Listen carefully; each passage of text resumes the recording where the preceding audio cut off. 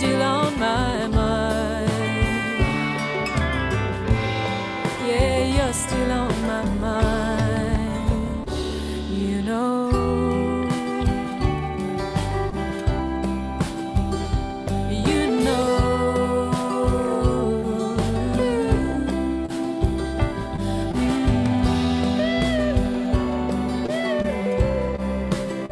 Still on my mind, you know.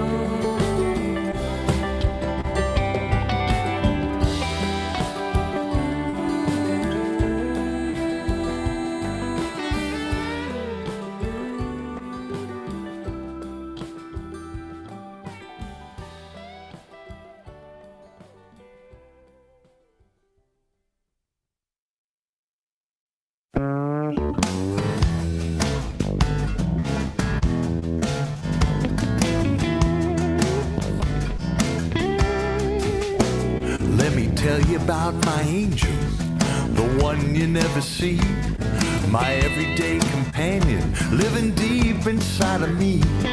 She guides me through the trenches, she gets me out of every mess. She's my Bible, she's my buddy, she's my personal GPS. Well, she leads me on my journey, she leads me to the goal. She's always on the money, never leaves me in the cold. And every time I listen, I wind up being truly blessed.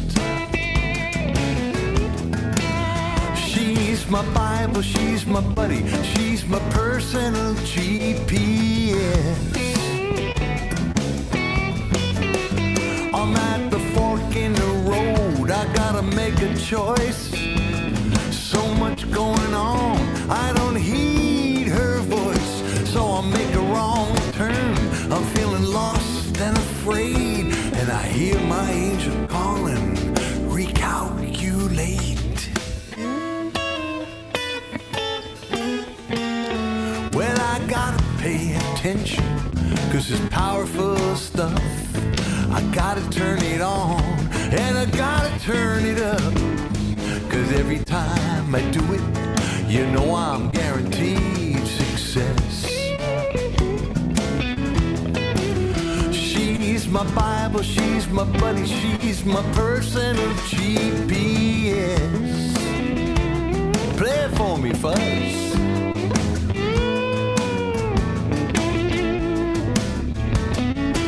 You bad boy.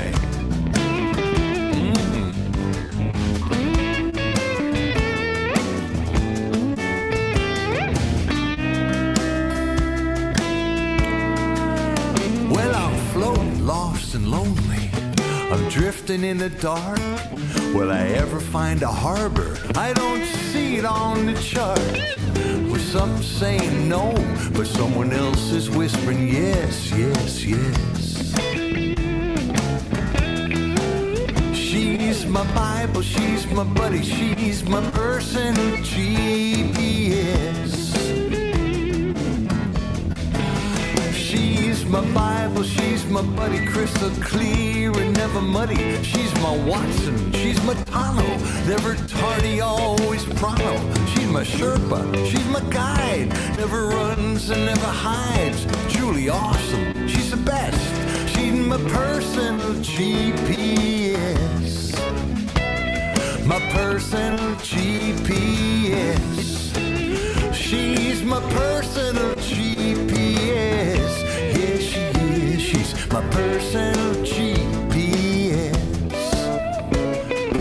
Yes, yes.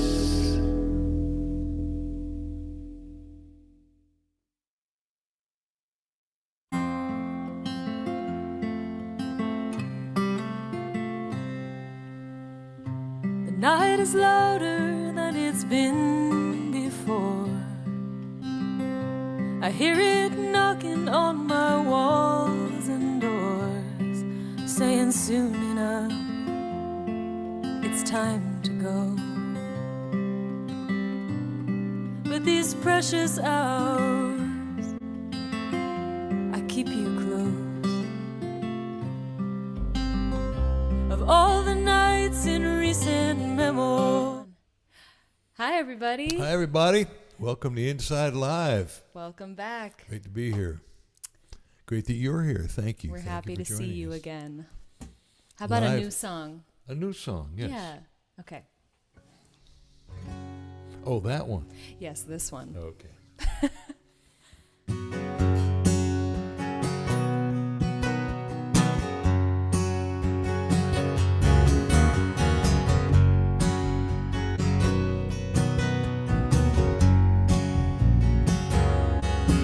You told me you're seeing somebody. I was stunned into silence with no right to be. Nobody seemed too surprised. I should have known that the joke was on me. Something inside of me changed. Maybe you'll thank me someday, but I got to believe it somehow. You're somebody's new lover now.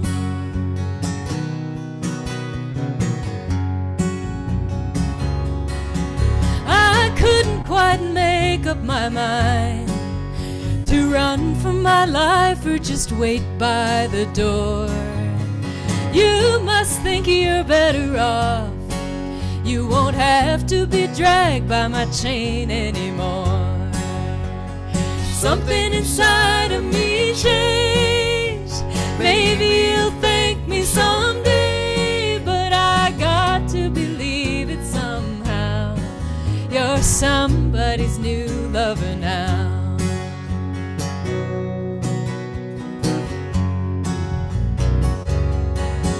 And I need you to know that I did all I could. Still it all fell apart. I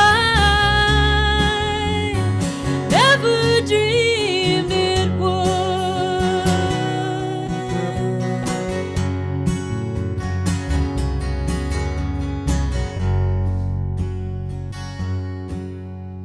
I caught a glimpse of the world from up in the clouds, and I couldn't come down. Now I want a taste of it all, and it's nobody's fault I can't stay on the ground. Something inside of me changed. Maybe you'll thank me someday, but I got to believe it somehow. You're somebody's new lover now. Yeah, I got to believe it somehow. You're somebody's new lover now. Ooh, somebody. Hey, somebody new.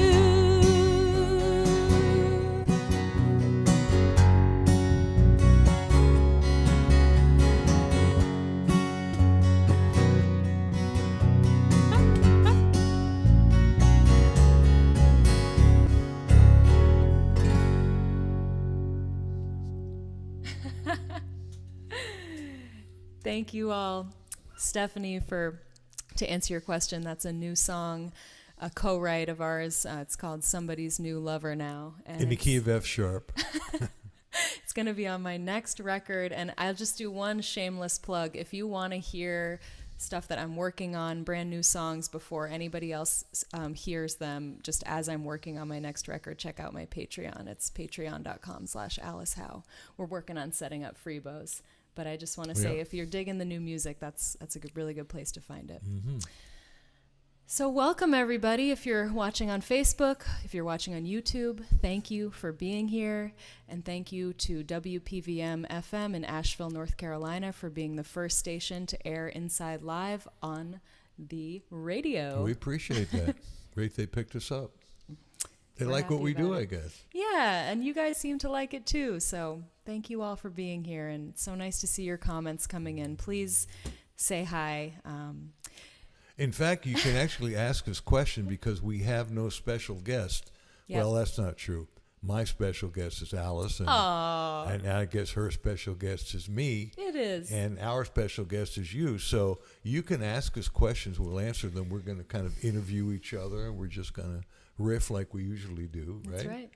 That's right. Yeah, we're going to have a really nice time this evening, just going back and forth. And, we love having our special guests. That is like the bread and butter of Inside Live. But once in a while, it's nice to just take a breather and get to interview each other and hear some more music from Freebo and me. And you. Yes, that's right. So, how about some music from Freebo? Well, why don't we ask a question first? Because I have my bass. I'll have to get my guitar. Oh, a question. Yeah. Aw, Joe says we're both special. Thank you. Who said that? Our friend Joe. Here, Which Joe is that? Joe Soros. Thank you, Joe. And, the questions are just going to be coming in now, I can tell. Well, Vincent. that's cool. We don't have to answer them all. I know, but Vincent. No lewd questions, No, please. I have not yet bought my electric guitar, but I am Hey, you're on your so way. excited about it. It's happening. Yes. It's definitely happening. It is. She played one the other day.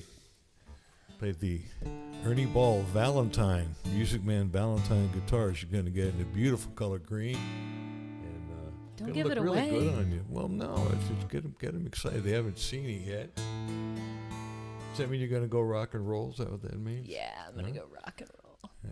I think you should play a song. You think so? Yeah, I do. Right. Well, this is a new song, and my Don Clune, you heard this was the day before yesterday. I know you really liked it. I appreciate that. And, this is a song about love. Actually recorded this down at Muscle Shoals, and we had a great groove. And see if I can get a great groove. We are now. officially going back there in July. are. I am so Yeah. excited. We're going to finish my record at Fame Studios with an amazing band. I'm just bursting to share that news. So Yeah. And Fame Studios, if you don't know, that's where Aretha did some stuff, and the Rolling Stones, and Wilson Pickett. Percy Sledge. whole When bunch a of wonderful people, man loves a way back in the woman. that we're in the same. She's singing in the same vocal booth that Aretha sang, and so she's got to rise to the occasion, don't you? Be still my heart. Yes, exactly. Anyway, so this tune we recorded the track down there and spent a little time finishing it up here in L.A. and Bakersfield. And the song's called "Everything to Do with Love."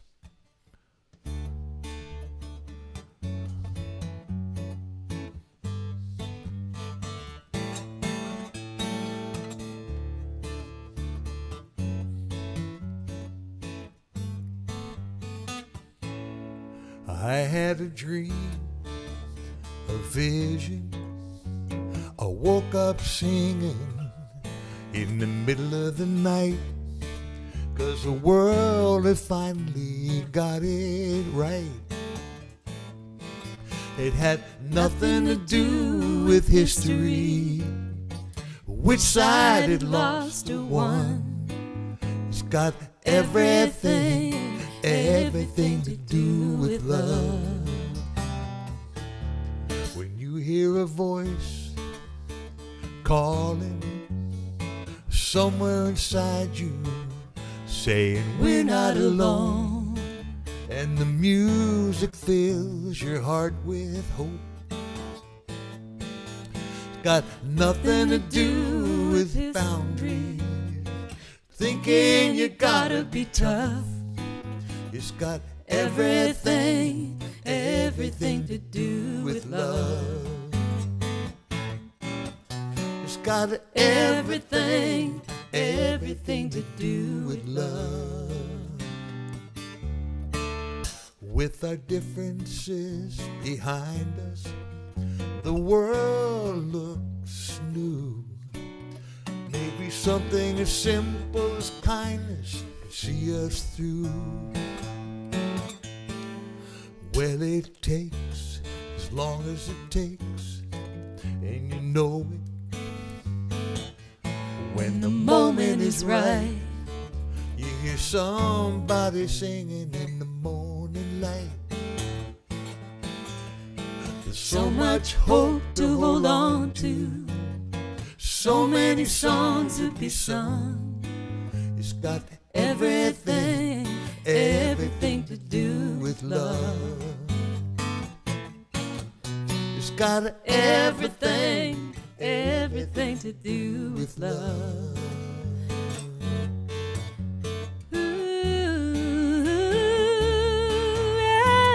Everything, everything, everything to do with love. I had a dream, a vision. I woke up singing in the middle of the night, 'cause the world had finally got it right. There's so much hope to hold on to, so many songs to be sung. It's got everything, everything to do with love. It's got everything, everything to do with love.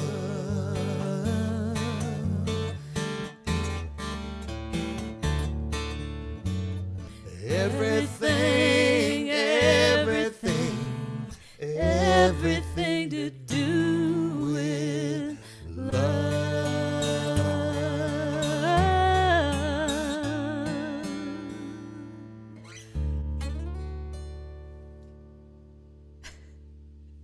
Lovely. Thank Very you. nice. Just had to listen in. Make How do sure. we sound in the headphones? We sound Sounded okay? good to me. Yep. Well, that's good. Hey Gabby. Hey Toby. James. Hannah. Gabby James. Lisa. Lisa Ross. Hi, everybody. So nice to see you all. I just want to mention that if you're enjoying the show tonight, just remember that when you send us a donation, we are giving a portion of all of our proceeds from Inside Live for the month of February to an amazing organization called the Movement for Black Lives. And we chose that organization in part because of Black History Month. Thought it would be an appropriate way to give back. And also just, it's so amazing what they do. They really partner with a lot of other local organizations. It's like an umbrella that really helps people on the ground all over the country doing a number of really important initiatives. So when you give tonight, we so appreciate it. You're helping me and Freebo, and you're also helping this amazing organization, the Movement for Black Lives. And this is our last show in February, so this is your last chance to give to that, right? Yes, we will be having a new organization every month. So, and if you have suggestions for really amazing organizations that you guys know locally, just, send us a note, put it in the comments. We love to hear about that because we want to choose somebody every month that's going to do really great work. I am so glad that you know about them, Hannah. That's awesome. Cool. She's excited. Oh, good. And we've got a giveaway tonight, too. We do. We've got our cable giveaway. Yep. We're all using these beautiful Cordial cables. I noticed, it's just a cable, but these are very special. 99.9% copper, no resistance, great sound, and a lifetime guarantee. We love you, Cordial. They have such Thank you, amazing Mike. support for artists, and we're so grateful to be working with them. So stick around. We're going to do our giveaway a little bit later. Oh, my God. Jimmy, who is that? He's calling from Indonesia? Where are you seeing that? Oh, my gosh. Wow. Welcome. What time is it in Indonesia? Oh, and thank you. I'm glad you're enjoying my sparkly shirt. Mm-hmm. My big purchase of the last couple weeks. All right. Should we ask each other questions? Yeah, let's ask each other questions while I get my bass, because you got the next song. Okay. Well, I want to hear, Freebo, about, obviously you are iconic as a bass player. What does iconic mean anyway? It means you're an icon. Oh. It means that when people think of the fretless bass and they think of folk, rock, and blues of the 70s, so many iconic artists like Bonnie Raitt, Crosby, Stills and Nash, Ringo Starr, Dr. John, I could go on and on. You've played with so many of them.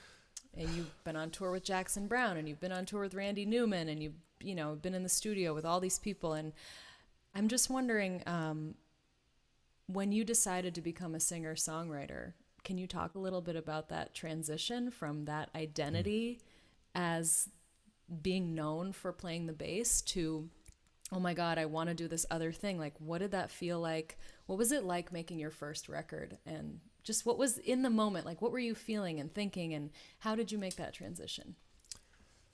Feeling a lot of angst, a lot of fear, a lot of what ifs, excitement, a chance to get it all out.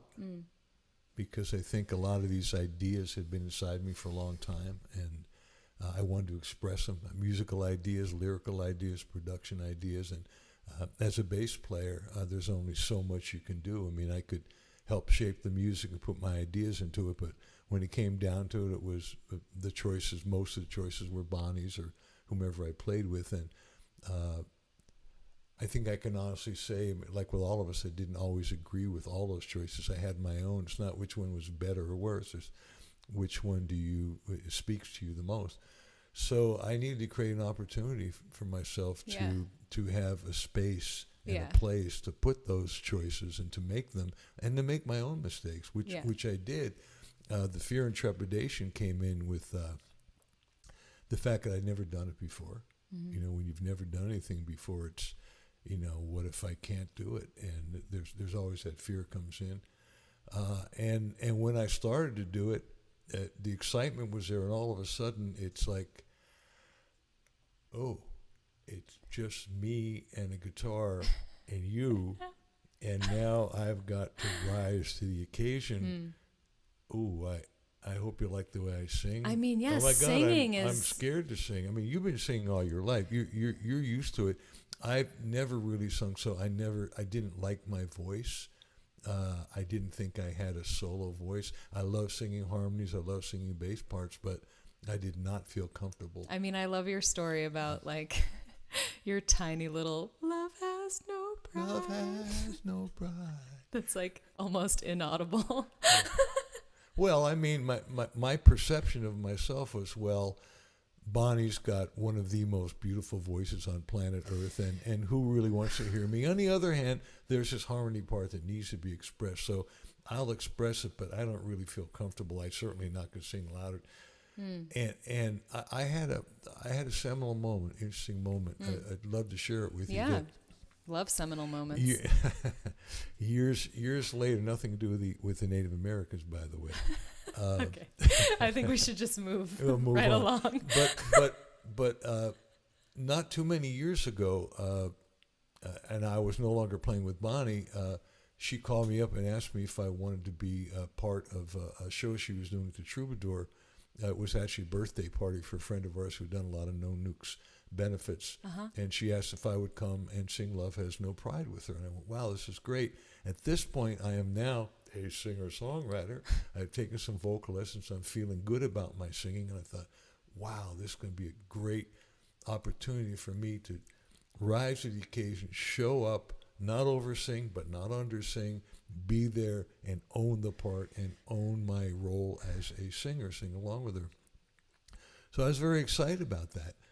And I got there, and I thought I will sing this part I usually sing. She said, David Crosby's coming, and he's going to sing with us on Love Is No Pride.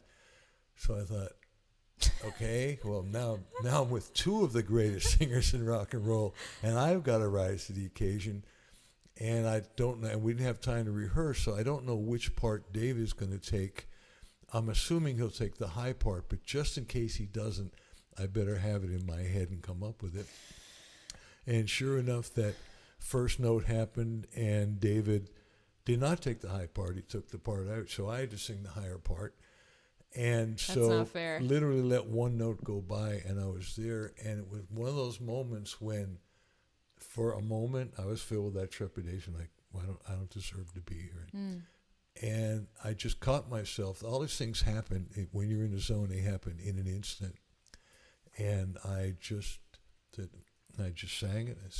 And it was really beautiful. And it was a wonderful moment for me.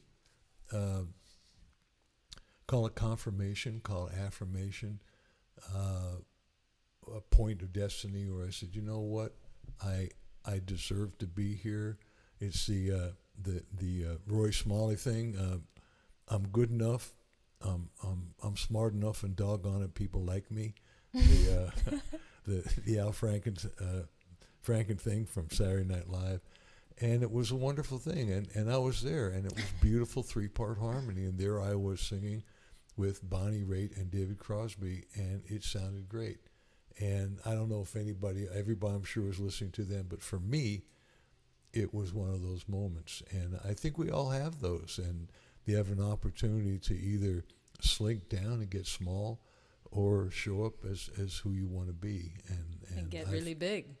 Well, No. big enough. Yeah, and I Let's feel like get small. I feel like I did. Yeah. Yeah.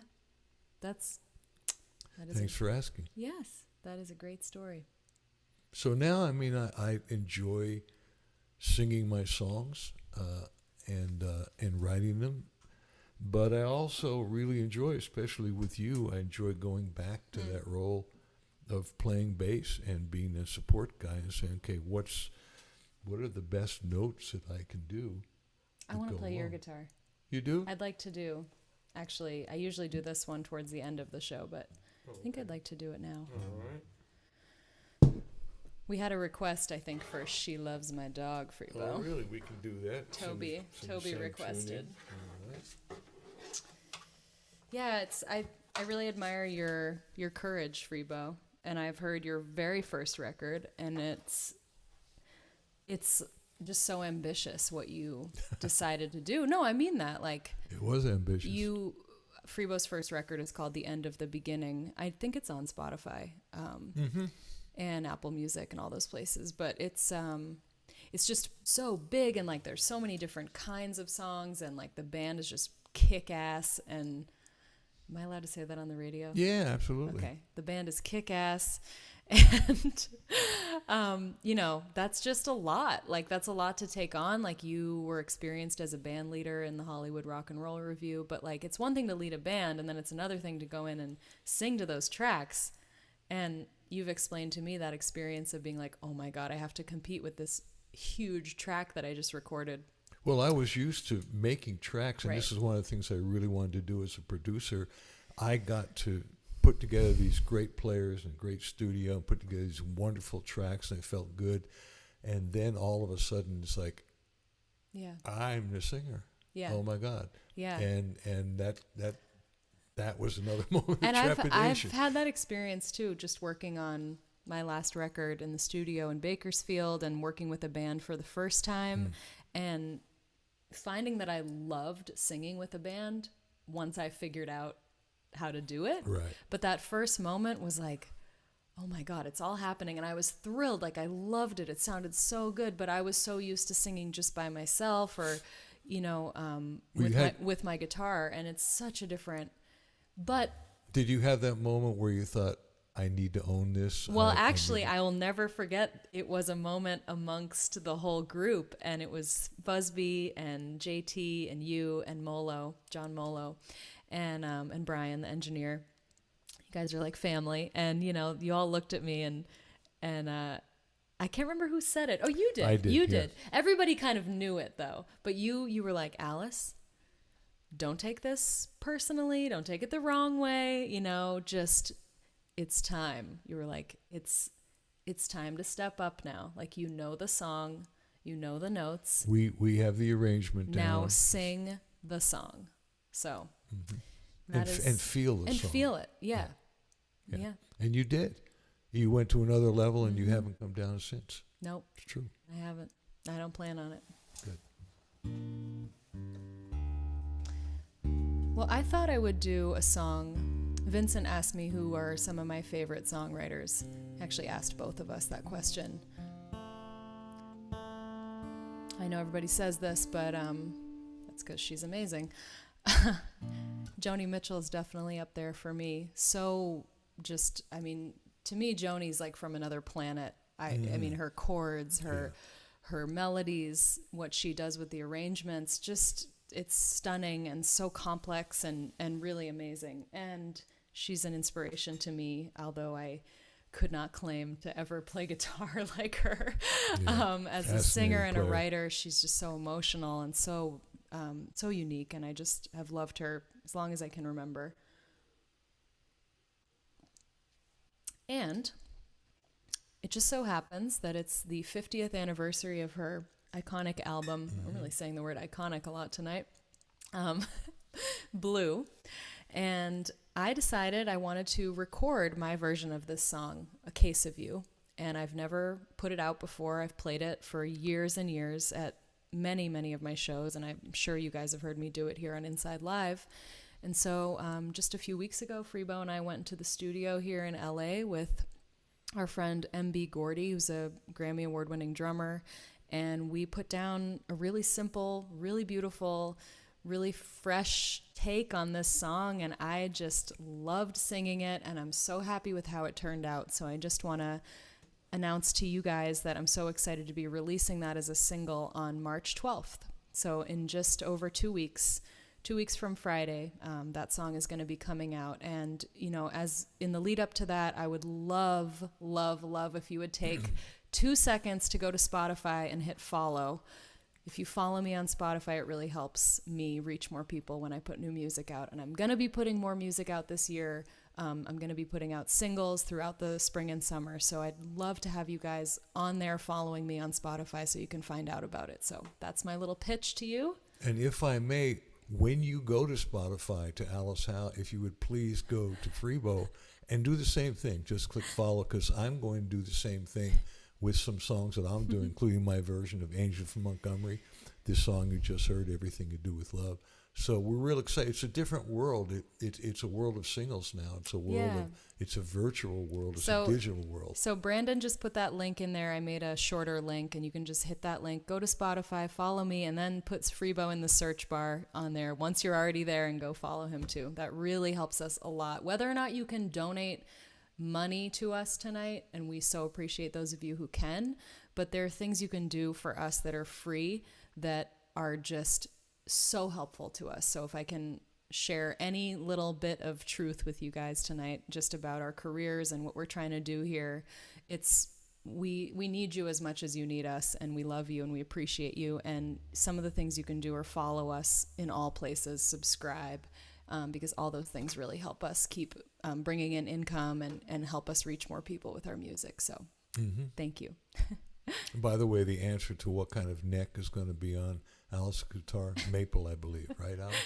Yes. Yes. Roasted maple. Roasted. Sorry, that was a very non sequitur. My new electric guitar from Ernie Ball is going to have a roasted flamed maple neck. Roasted flamed. It sounds delicious. I'm I hungry know, already. I'm hungry. Okay, so now that I have talked about this song, I'm going to sing it.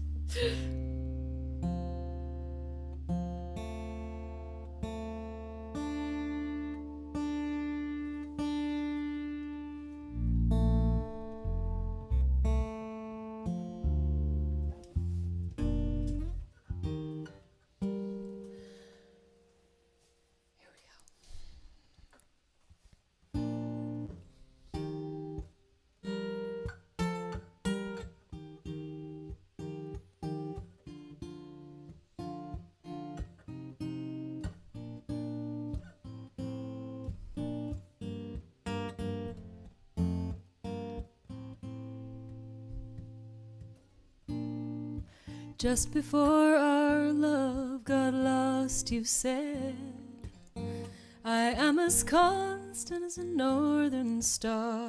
And I said, constantly in the darkness, where's that at? If you want me, I'll be in the bar. On the back of a cartoon coaster, in a blue TV screen light, I drew a map of Canada, oh Canada, with your face sketched on it twice. Oh, but you're in my blood like holy wine. It tastes so bitter and so sweet. Oh, I could drink a case of you, darling, and I would still be on my feet, still be on my feet.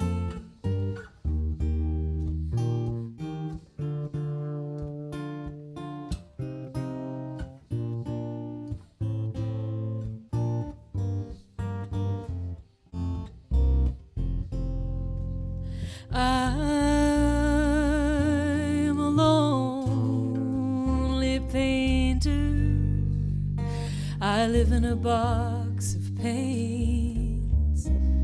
I'm frightened by the devil, and I'm drawn to those ones that ain't afraid.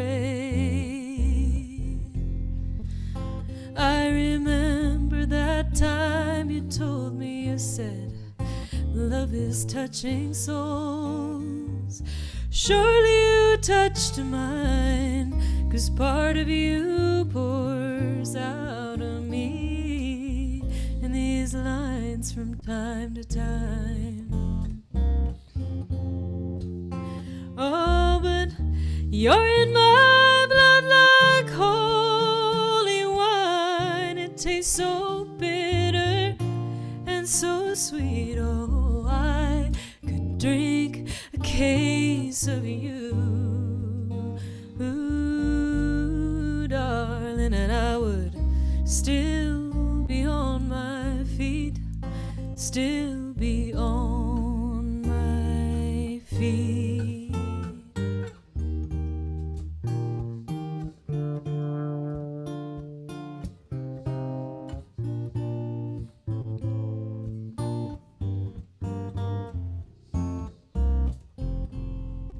I met a woman, she had a mouth like yours. She knew your life, she knew your devils and your deeds. And she said, go to him, stay with him if you can, but be prepared to bleed. Oh, but you're in my blood like holy wine. It tastes so bitter and so sweet. Oh, I could drink a case of you, ooh, darling, and still be on my feet, still be on my feet.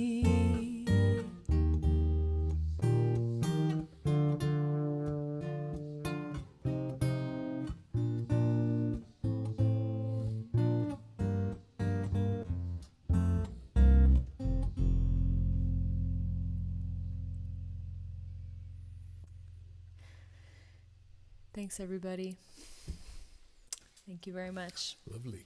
Yeah, so nice. that song's coming out March 12th. Can't wait to share it with you. Really, really love what we did with it. Me too. Me too. Yeah, it's really cool. And that is a week after. That's a Friday night, the 12th. That's a week after Here it comes. March the 5th, which is my birthday. And I'm going to have a very special birthday show right here.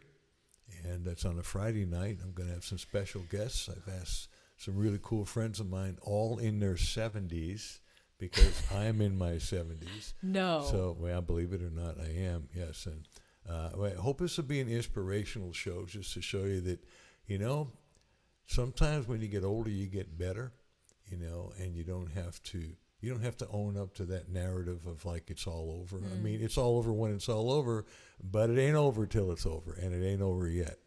So Chris Smither is going to be one of the people who's going to join me. Woo! I asked my friend Maria Moldauer. I'm not sure whether she'll be able to get her technical stuff together, but Maria is going to be on this show. And Yes. she even wrote an email just the other day saying, I Can't really want to wait be to on. have Maria on here. And I've asked Jack Williams and a couple of Harold Payne. If you've never heard of Harold Payne, he's amazing. He's amazing. And he will do an original. He'll probably take your requests and come up with some sort of birthday wish for me. So You guys don't miss it. don't He's miss very this show. special. March 5th. What time? Same time, 5 o'clock Pacific, 8 o'clock Eastern. It's going to be so I good. don't know what time in Indonesia that is, but I'm going to be What here day? running the cameras. you are. Well, you're going to be part of the show, too. Can I bring you on? You're not in your 70s, but... Like young. the Okay. 70s. You do like So- the 70s, yes. That's true. Does that count? Well, yeah. It's my show. Yeah, it counts. Yeah, definitely. Great. Well, that'll be cool. Aren't you going to ask me a question? Midnight at the Oasis. Oh, Hey, yes. Freebo, you're supposed to interview Ask me. you a question. Okay. I'm going to ask you a generic question, let you go where you want with it. And the basic question is, how did you become Alice Howe? I mean, obviously you were always Alice Howe, but I know that you were singing from the time, because I've heard some recordings that you played for me when you were 3 years old, of your dad interviewing you. Alice, when did you write your first song? Well, it was sitting at the kitchen. Just going back from the time that your dad, who was obviously, both your parents were a big influence for the music they played around the house. And so how did it get to the point where you are now obviously a dedicated professional singer, songwriter, artist? You have said that this is what I'm going to do. I know you were magna cum laude at Smith, one of the best schools in the country. You could have done anything you wanted to do. Everybody in your family is a doctor, but you made that choice, the road less traveled, the road not taken or seldom taken, to be a musician. And so how did that whole transition from the time that you first started singing to now? Let's talk about that, would you? Okay. Well, it's funny. I actually wrote a little piece today that I posted on social media about how I love listening to full records all the way through, and just the experience of the start to finish of an album and knowing what song comes next, and just having the body memory of where you were when you first heard it, and like associating different albums with people and places that I love. And so I guess where my mind went, just having thought about some of those albums and records that like really are iconic in my mind, and I think I was raised on, thanks to my parents and their great musical taste. I feel like it's that kind of like sensitivity, or I guess, what am I trying to say?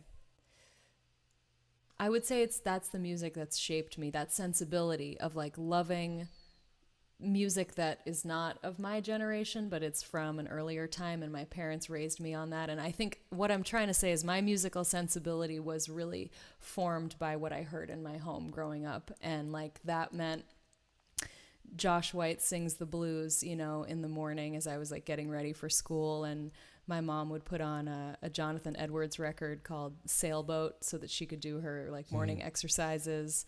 And like my dad and I would sing along with Jackson Browne in the car, and like Tracy Chapman, and just, I feel like I was always just really drawn to voices that felt really authentic and really real and honest, and songwriting that felt really authentic and real. And that's just what I connected with, Which is unusual for people of your generation. Yeah. That most of them, which speaks hugely for your parents' influence in the music that was around now. And that you somehow, because I'm sure you heard all the music that all your other kids heard, but somehow you kind of rejected that.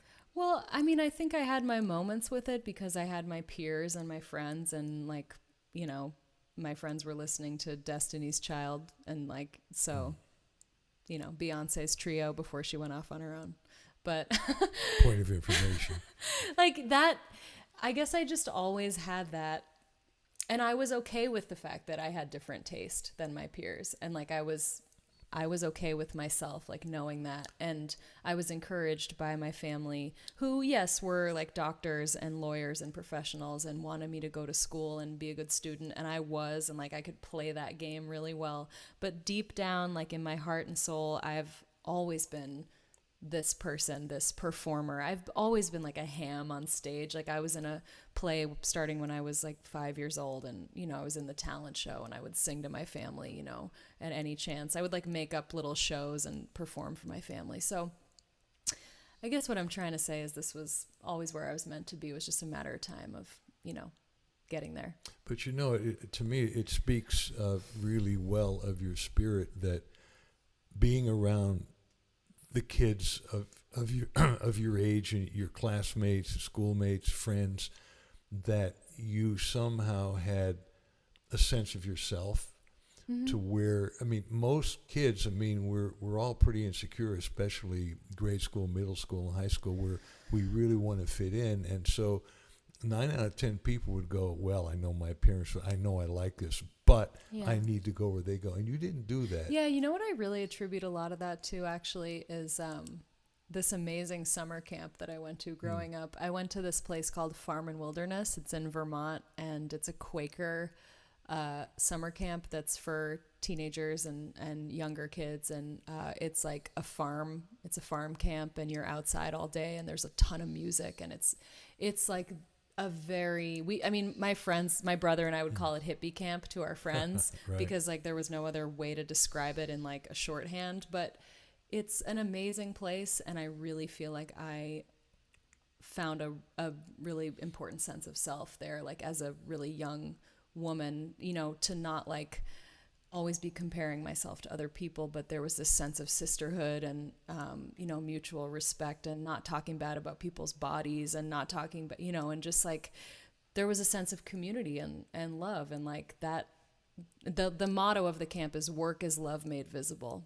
Oh, beautiful. And I've always just Wow. loved that line. And my parents went there as teenagers. My parents met there. They went there as, they met when they were 14 at F&W. And, you know, it's just this place that's like so, that's really where I feel like I formed a lot of my sense of myself. And I took that back with me into, you know, the real world. So It's a good example of, you know, life's what happens when you're busy making other plans. I mean, you know, we're all born into different circumstances. yeah. And the fact that your parents got together at that camp and but that you went there and it had such an influence Yeah. and the music they played, and it's fascinating. It's Like at that place, we would sing every morning for an hour after breakfast. That's something we would do. And we had like lyric sheets with what kind of camp songs were they? everything. Indigo Girls, old songs, you know, like Erie Canal type songs, folk songs. I mean, I introduced a Jackson tune, Barricades of Heaven, that has now become like a song that they sing there. Wow. Like Wow. everything, Wagon Wheel, Bob Dylan, you know, just everything. And they were all written up on sheets. And it was all very like, we had no internet. It was just, I think all through my life, I've had periods of time where I've like unplugged also and like been out of this sort of rat race of life where like I like to get away and center myself and not be like on the internet all the time, put my phone in the other room and like go. It just, hard that's to do so, it's so important. And I just think, you know, to keep coming back to that is yeah, that's a huge part of where I find my creativity and just like my sense of myself is to not always be looking at what everyone else is doing, but to be like, nope, I know what I need to do. I'm following my heart, you know, what I'm aligned with what I believe and what I want. I think I'd have to say that just about anybody who goes into this field profession who decides to become an artist has to have that sense of self, because it is a road less traveled, and Yeah. there's a lot of peer pressure to not do that. It's me, because the practical side is, you know, the odds are you're not going to make it. The odds are you're not going to make a great living. Do you want to do something more practical? And we've all gotten that, and I know I'm real happy for my choices of having gone there, and I just sure don't feel like I respect you, even but- have a choice. Like I've never really had a choice. This is like how I have to be. This is just who I am. It's No, like, it is. so when you ask like, how did you become who you are? It's like, I've always been this way, you know? It's just been different moments of doubting. But if I can come back to who I know I am and who I've always known I am, and I think that's where my truth is. It's a great lesson, and I don't think it's ever too late to really learn that No, lesson. I mean, it's not. You can make left turns in life. You know, you can come to a point of destiny and say, you know what, I need to make a change. I call it a left turn because left has changed to me. It's not a question going left or right when you come to that proverbial fork in the road. I think the choice is you either go to the left and make a change, or you continue going where you're going. So yeah, good for you. That was a long answer. It was a deep question, you know, and glad you answered it. Hope you guys are Well. still watching. Yeah, they're still watching. Okay. Oh, You would you play a like to? song. Somebody suggested "She Loves My Dog More Than Yes, Me" do way it. earlier. I always loved doing that song. Taught Alice a couple notes on the bass to play, and they all work. Just a question of when you play them, how you play them. Here you go, Alice. Can I hand this to you? Oh, sorry. Oh, bass is looking good. I love that color blue. It's really good. Okay, we have some audience questions, but we'll save them. Let's do some music. All right. And we are doing the Zoom after party Hand me the. also tonight, tape- you tape at guys. the end. Yeah, that's where you can really ask some questions. We can really get to meet So you if we and don't, see you. yeah, if we don't get to your question during the 90 minutes of the show, we will be sharing the link for the Zoom after party right at the end of the show so that you can come join us and say hi.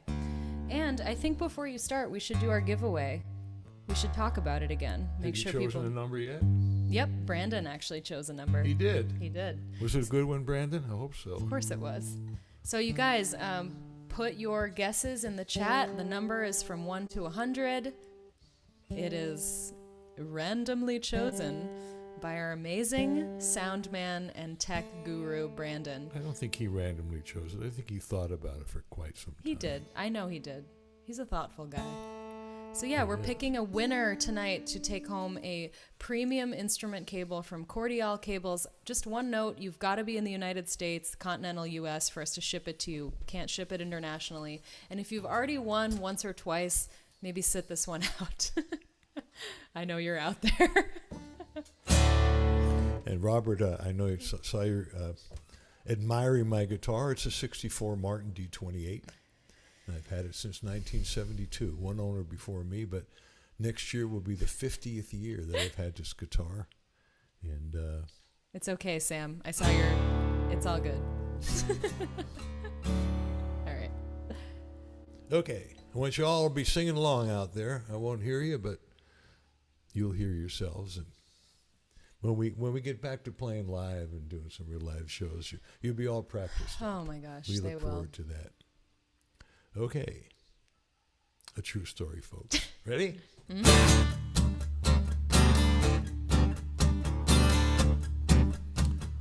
One, two, three, four.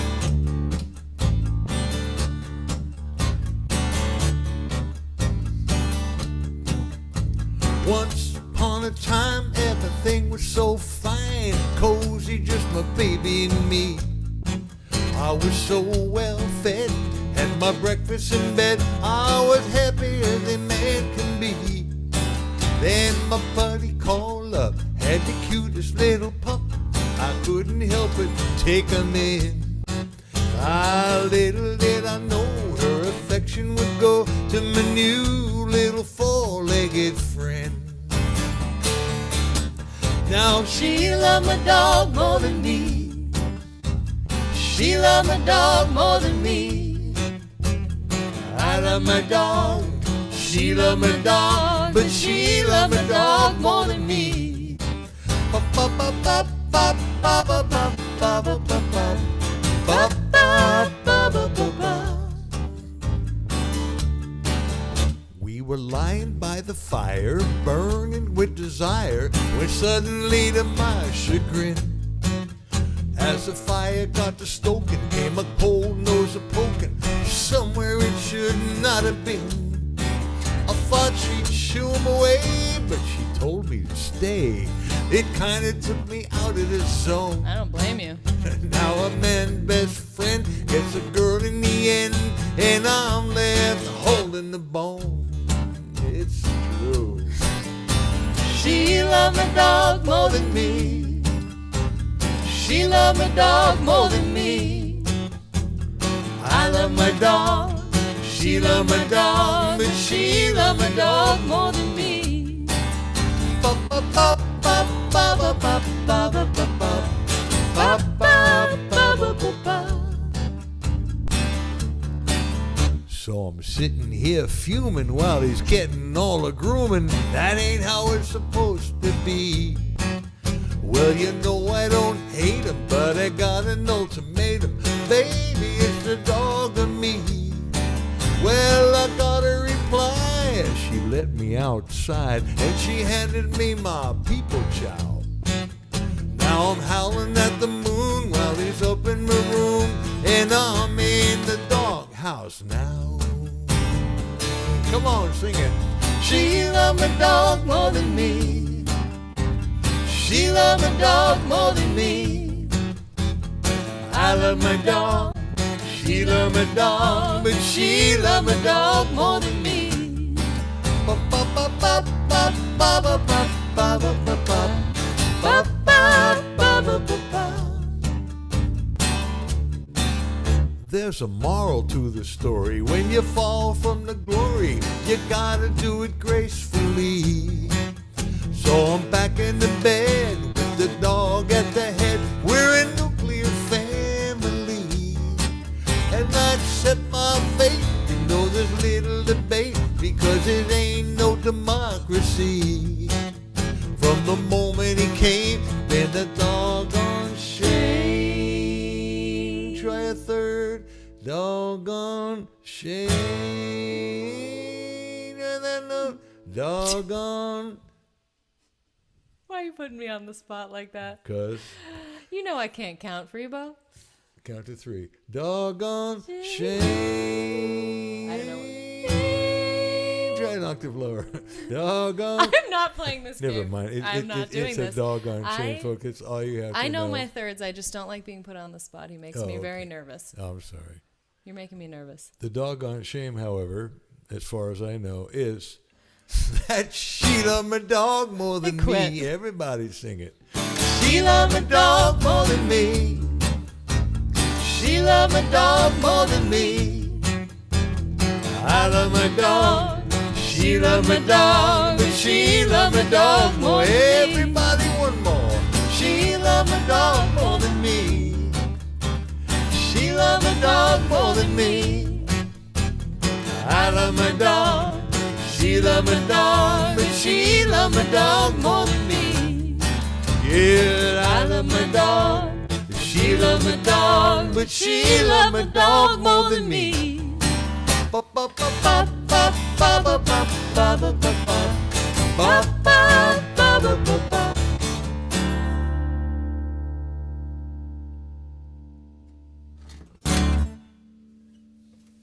I didn't mean to put you on the spot. I'm mad at you now. Really? Yeah. Well, I don't have to sit I'm down outta and here. tell you that. I'm not going to run your birthday show anymore. Really? Oh, man. Making me look bad. No, you didn't look bad.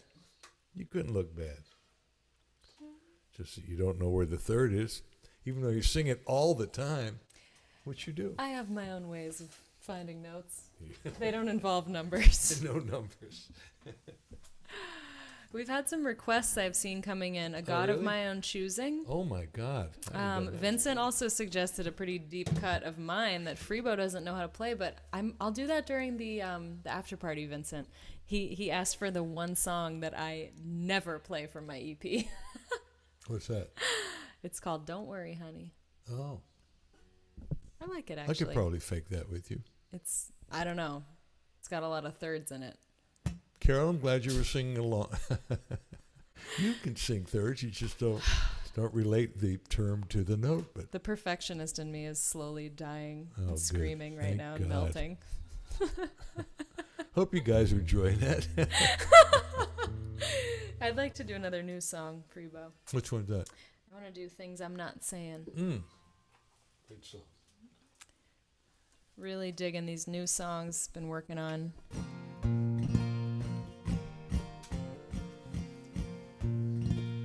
What key are you doing this one in? Whichever one I feel like. You used to it in B, now you're doing it in B flat. I love B flat. I know. Although you're never flat, you're never sharp. Your pitch is perfect. I tell everybody how much I love B flat.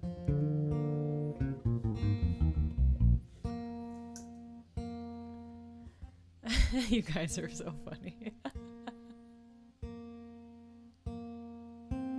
You do a musical? What's that? I think you're in the doghouse now. Oh. He did say it. He wrote the line. Get it? I get it. I totally get it. Okay, good. All right. Things I'm not saying to you. B flat.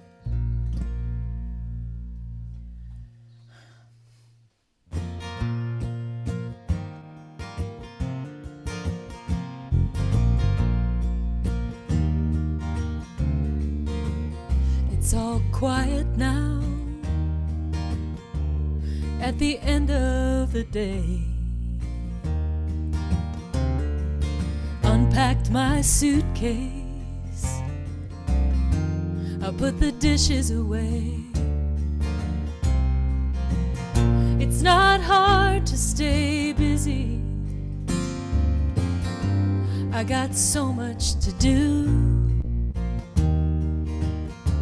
If I stop, I'll get caught with the things that I'm not saying to you. I heard you've been traveling, I heard you're doing all right. You got some new girlfriend, moving on with your life. But I'm still full of questions. Do you wonder too? Do you still save a spot for the things that I'm not saying to you?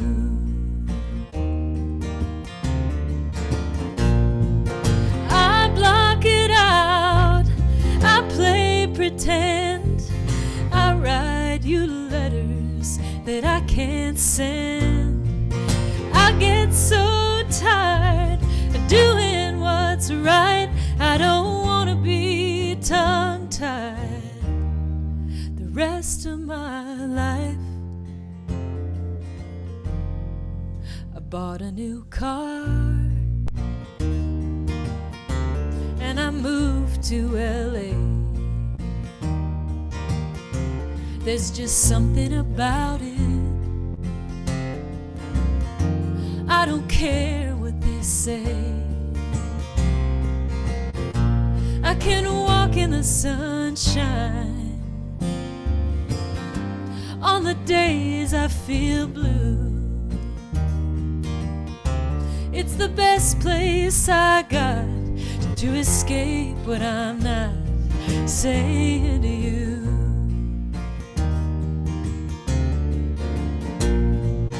I block it out, I play pretend, I write you letters that I can't send. I still know your number, this could be the night. I don't want to be tongue-tied the rest of my life. I needed to fly, and I needed to grow. I ain't telling you nothing you don't already know, but I still keep you with me. We both know that it's true. No, I haven't forgot all the things that I'm not saying to you.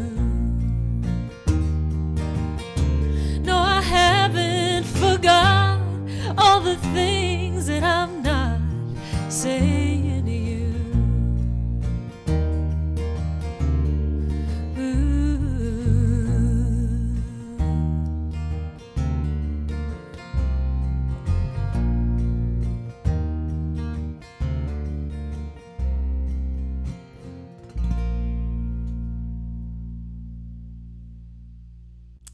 Thank you, guys. Nice. Glad you're digging that song, Gabby. And I know. Just spit it out. What am I saying? What am I saying to you? I can't say. That's the whole point. Glad the acoustic sounds good, Jake. Thank you. And Sam, it was not a Volvo that I bought. It's actually a VW, a little VW wagon, and like a newer one.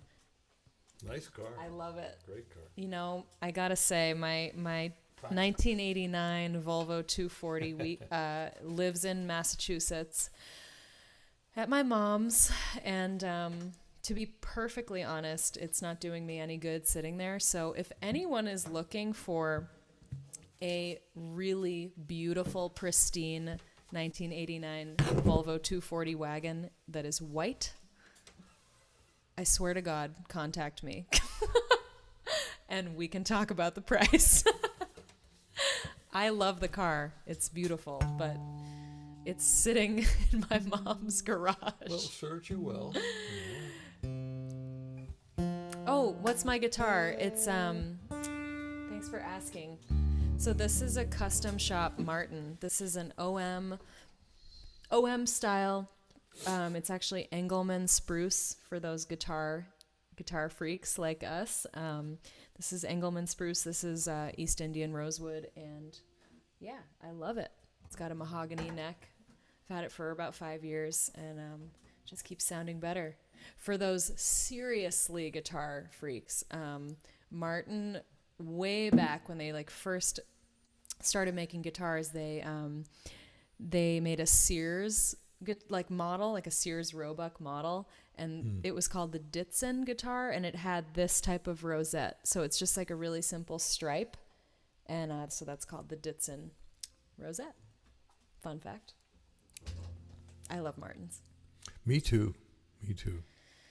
Do I still own my old Seagull? You must have seen a very ancient music video of mine that's on YouTube. My old Seagull is in my mom's attic. Apparently I leave everything in my mom's house. It's a big attic. It's a little busted, to be honest, but I keep it for posterity. And we have both been to the Martin factory. Have I written a song about my car? No, but if you want to see a pretty awesome music video featuring my car, whose name is Jane, by the way, the Volvo that is, go to my YouTube channel and subscribe and check out the video for Getaway Car. It's the official video. It's pretty great. Had a lot of fun filming it. Does the seagull... You guys. Yes, the Seagull comes with the Volvo. It can, right? If you buy the Volvo, a Seagull will come with it. Promise, right? Maybe I should just like logo print Inside Live on the side of the Volvo and make it the company car. Drive it around town. You guys are killing me right now. This is great. Well, I got a request I saw in there from, I think it was from Vincent, to play an old song from the my first CD, How Do I Say Goodbye? And it's really a beautiful song, and I actually wrote it from a lyric that a friend of mine had written about his wife leaving him, and I put these words to it. I put this music to it and added some more words, and wound up on the record. And I wound up asking Bonnie Raitt if she would sing a nice little part, just "Goodbye, Baby." And by the time I got to the end, she said, "Do you want me to sing the last chorus with you?" And I thought, absolutely. So it kind of became a duet. So Alice and I will do our best to reprise it. I hope I can remember it. I haven't played it in a long time, but I'll do my best. I don't think I've ever sung it. You have a good memory. You've heard it. Great. You're really Well, if you don't get it, it's throwing okay. me into the fire tonight, Freebo. Oh, Gabby loves this song.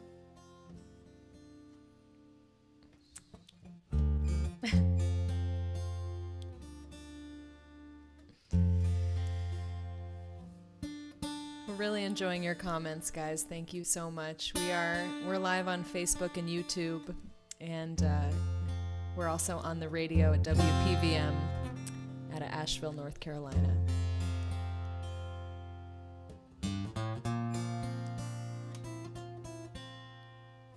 How do I say goodbye?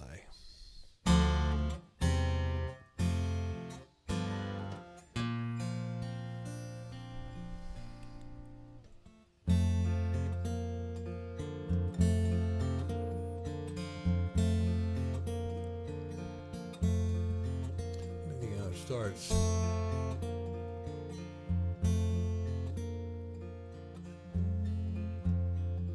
What is the first lyric? And it's a time has gone forever.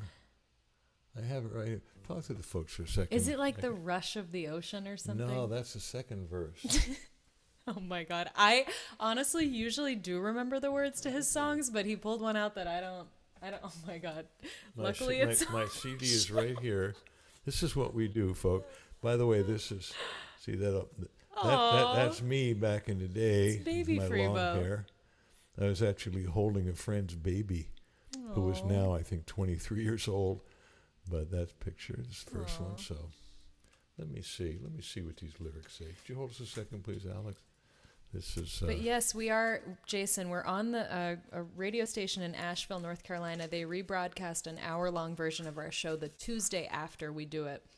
So it'll be on next Tuesday at 7 p.m. Eastern, and we're really excited about that. We hope to be picked up by some more radio stations in the Pacifica Radio Network, and maybe even NPR and stuff. We're gonna shoot for the moon because we've been having so much fun with this show. So we have the lyrics here. Yes. Here we go. Take two. How do I say goodbye?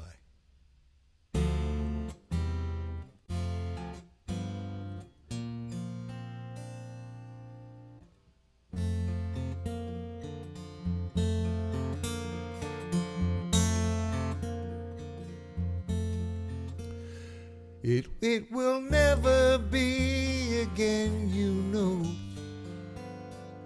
The time I shared with her, the time I cared for her, and the time she cared for me.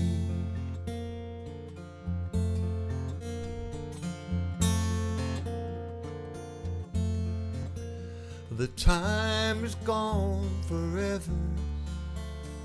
My severed soul now bleeds, our oneness now recedes. And in the lonely hour of a lonely heart, I dare to contemplate the mystery of my fate.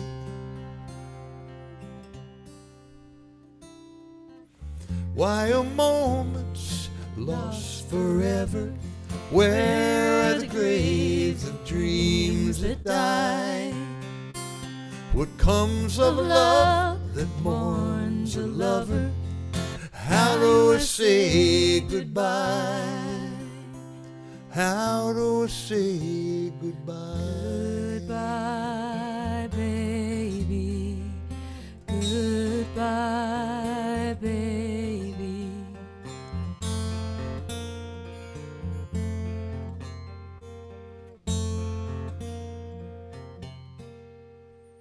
Now the surging tides of love have ceased. I hear the empty roar of a wave that breaks no more. And my heart's a lonely shore. How do I surrender these broken dreams I know? How do I let them go? Well, I close my eyes 'cause the freedom lies in the dream I leave behind. Another love to find. Why are moments lost forever? Where are the graves of dreams that die?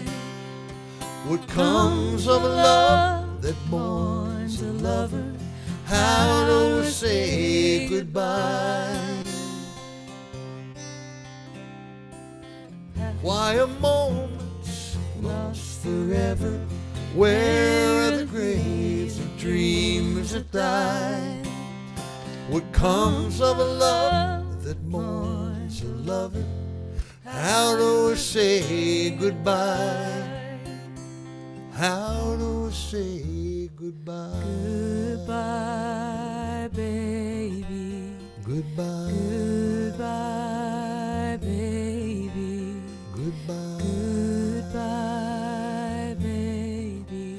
Goodbye. Goodbye.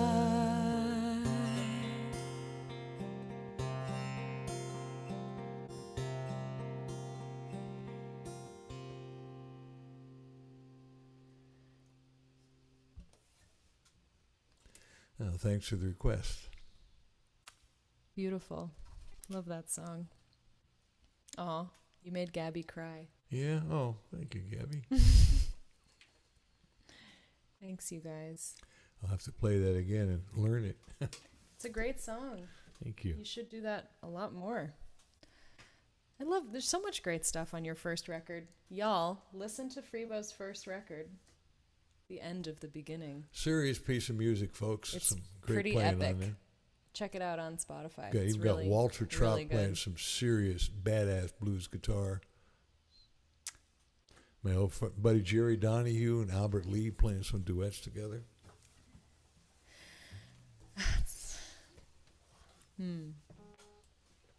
Well, I think we should announce the winner, We maybe. should? Yeah. Let's see. Did I get this? Oh, good, Brandon. I'm glad you're enjoying this. Okay. We have a winner. We have someone who guessed the exact number. And she is someone who has ordered your CDs, Freebo, and mine. Her name is Harriet. Oh, Harriet, yes. Harriet Hawkins. I have yet to send Harriet's out. She already paid me the money. It's coming, Harriet, I promise you. Congratulations. You are our winner tonight, Harriet. Oh, fantastic. She guessed 22, and that was our number. I love that we get some synchronicity sometimes with our winners. So, Harriet, I hope you're still watching. If you are, please, would you send a note through my website? Go to alicehowe.com/contact and just use that contact form to send me a note and just say hi so that I know to write back to you. But yeah, thank you guys for playing again. We're gonna keep doing the Cordial giveaway indefinitely. So as long as Cordial keeps liking as long what as we they do. keep giving us cables. But yeah, tell your friends about it too, because Yeah. with the sponsorship, I mean, you know, they can use the business for sure. I mean, they're giving us stuff away, but these are really good. So tell your friends, even if you don't win, at some point you might want to check them out. Yeah. It's really worth it. They're expensive, but like anything that's really good, it's expensive. It's quality. Literally the only one you'll ever need. They have a lifetime guarantee. Anything goes wrong with it, you send it back, they'll give you another one. Yes. And we're so happy to support a company like them that really, they do good work, they make a great product, and they care about their artists. So thank you guys. So I feel like I should get into a couple of these questions maybe. Like all of which are from Vincent. No, that's not true. There's other ones. Let's see. Let me pick one. Who influenced you as a bass player, Freebo? Wow. That's a really good question. That's a good question, too. I don't know if I've ever asked you And that. it's actually deeper than just who did, because, you know, when you first start to play an instrument, I mean, I played bass because I always heard those tones. I played tuba in a high school band. I sang bass in the a cappella choir. I know the bass parts of all the Christmas carols, but an early influence of mine was Tubby the tuba. But I love that part of the music, and I think of it as a kind of a harmony, a low harmony to the vocal.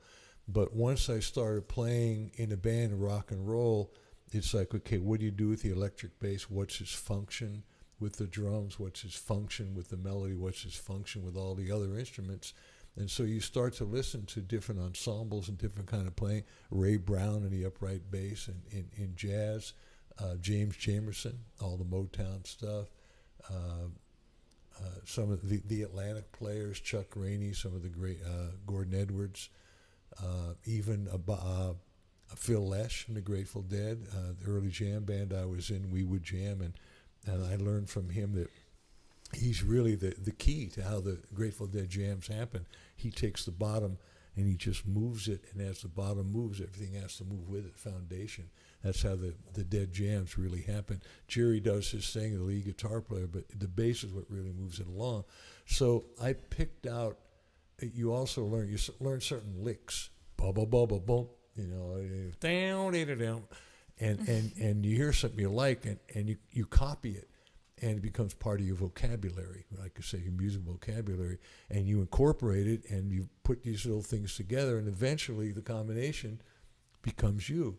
So James Jamerson, Paul McCartney, a beautiful melodic bass player, again, Chuck Rainey. There was a guy from Philadelphia who was on many of the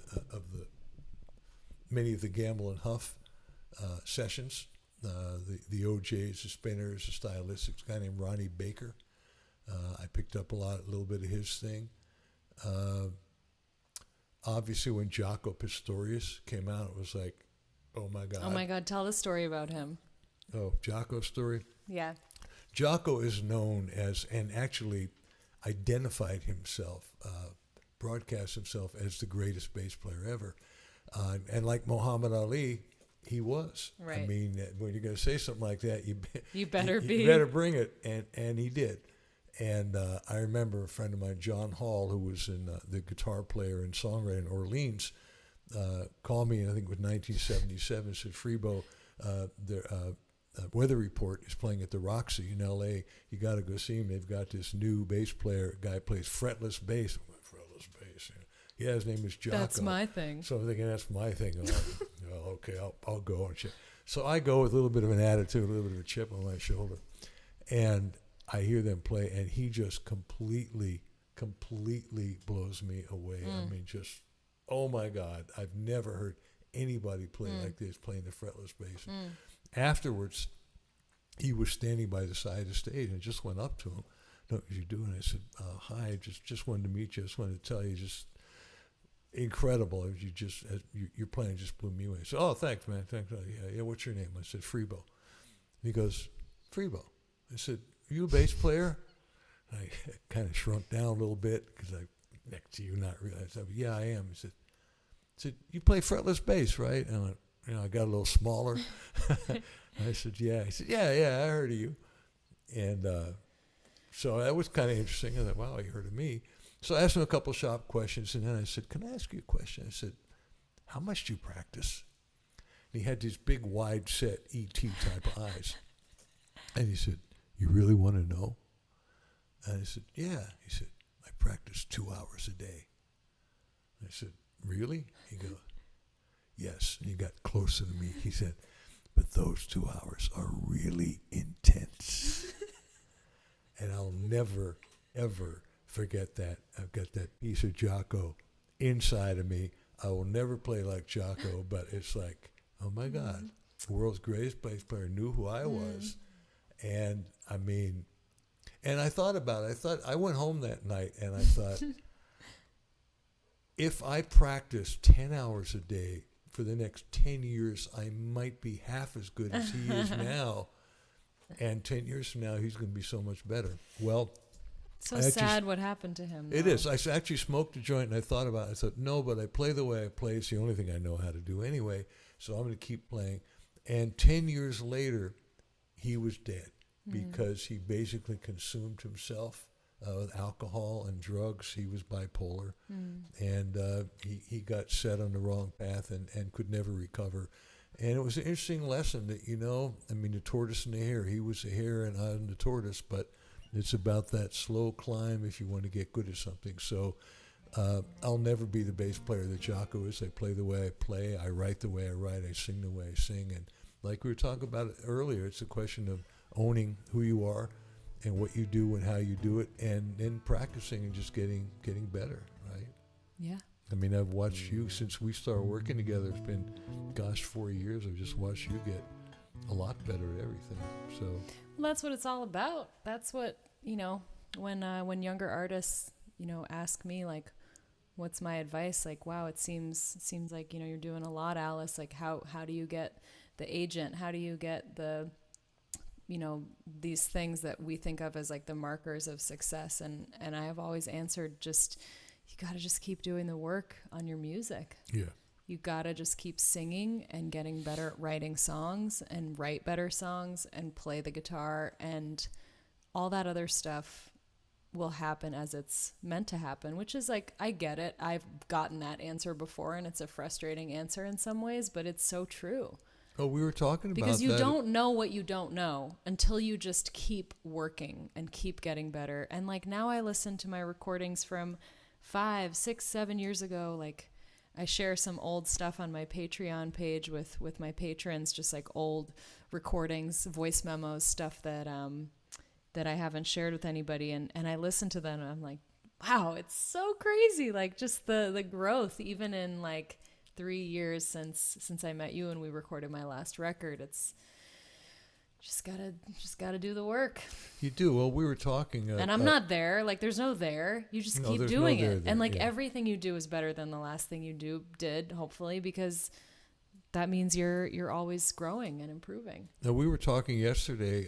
Somebody got in touch. An aspiring singer-songwriter got in touch with Alice, and wanted her to see her play at a showcase, and wanted Alice's opinion of how she sounded. And we both listened, and we both came to. It's like, what do you say to somebody when it's like they have a lot of work to do? And we both came to the conclusion that really the best, honest thing, most helpful thing to say, you have a lot of work to do. It's a question of how you say it diplomatically and sweetly and supportively. Right. But yeah. You have to say that at some point. You don't have to. You could patronize somebody and say, wow, that's great. But if you really want to help them, if you care about another human being, say, you've got the potential to be good, but you've got a lot of work to do it. And if you want some suggestions, I can make some suggestions to you. But I think you it's ain't there yet. It's never believing that you're there. And that's hard. Like, I think you need that moment of perspective where you kind of, I don't know where that happens. It happens at different moments for different people. I think there's a point where you somehow see yourself from the outside, whether because you meet someone who changes your perspective, or you have a conversation, or you see an artist perform and you're just like, wait a minute, they're really good at what they do. Like, how did they get to be that good? Like, and then you can't go back once you've had, like, the veil is lifted. Right. Oh yeah. Well, I'm glad you guys are enjoying the conversation and the music, and great. Cool. Hey, we got like 5 minutes left of the regular show before we move into the Zoom after party. Really? Oh Freebo, my God. we just can't stop. It's... Well, I have to fulfill another request. I have to do GPS. Somebody requested that. But why don't you do that and I'll do that. We'll go do this quick, okay? I want to get real folky for a second. Yeah? How folky you want to get? I want to do a Kate Wolf song.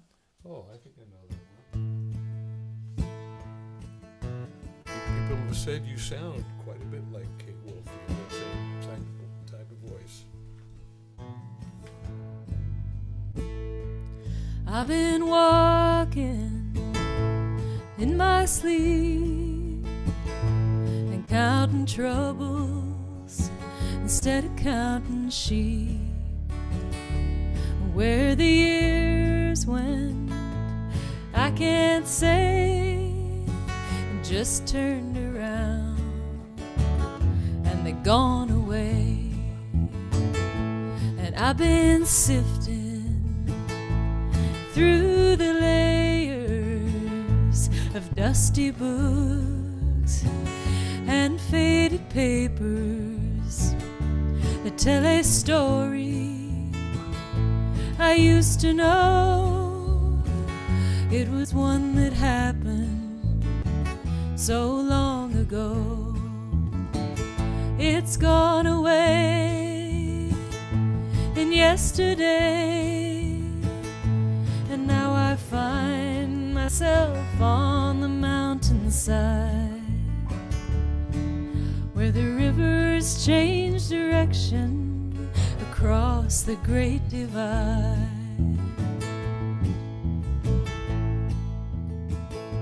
Well, I heard the owl calling softly as the night was falling with a question, and I replied, now he's gone across the borderline. He's gone away yesterday, and now I find myself on the mountainside where the rivers change direction across the great divide. Bass solo?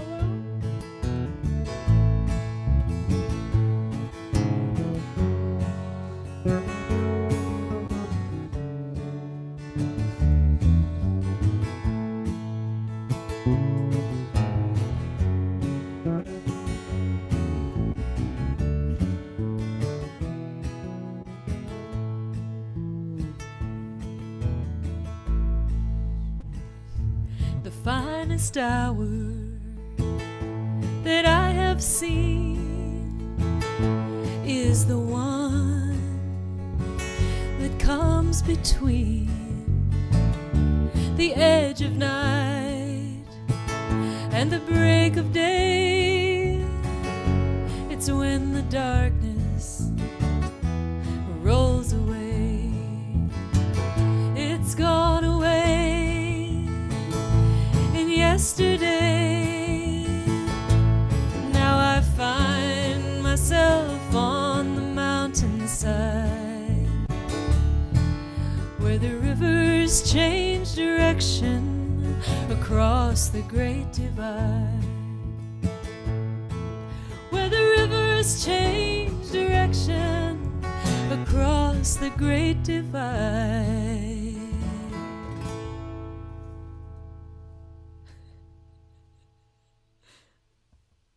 Thanks, Freebo, for playing with that. Yeah. Let me give you the bass, play this last song here. And Vincent, thank you for asking about the Patreon page. I haven't set it up yet. I will definitely have it set up for my birthday.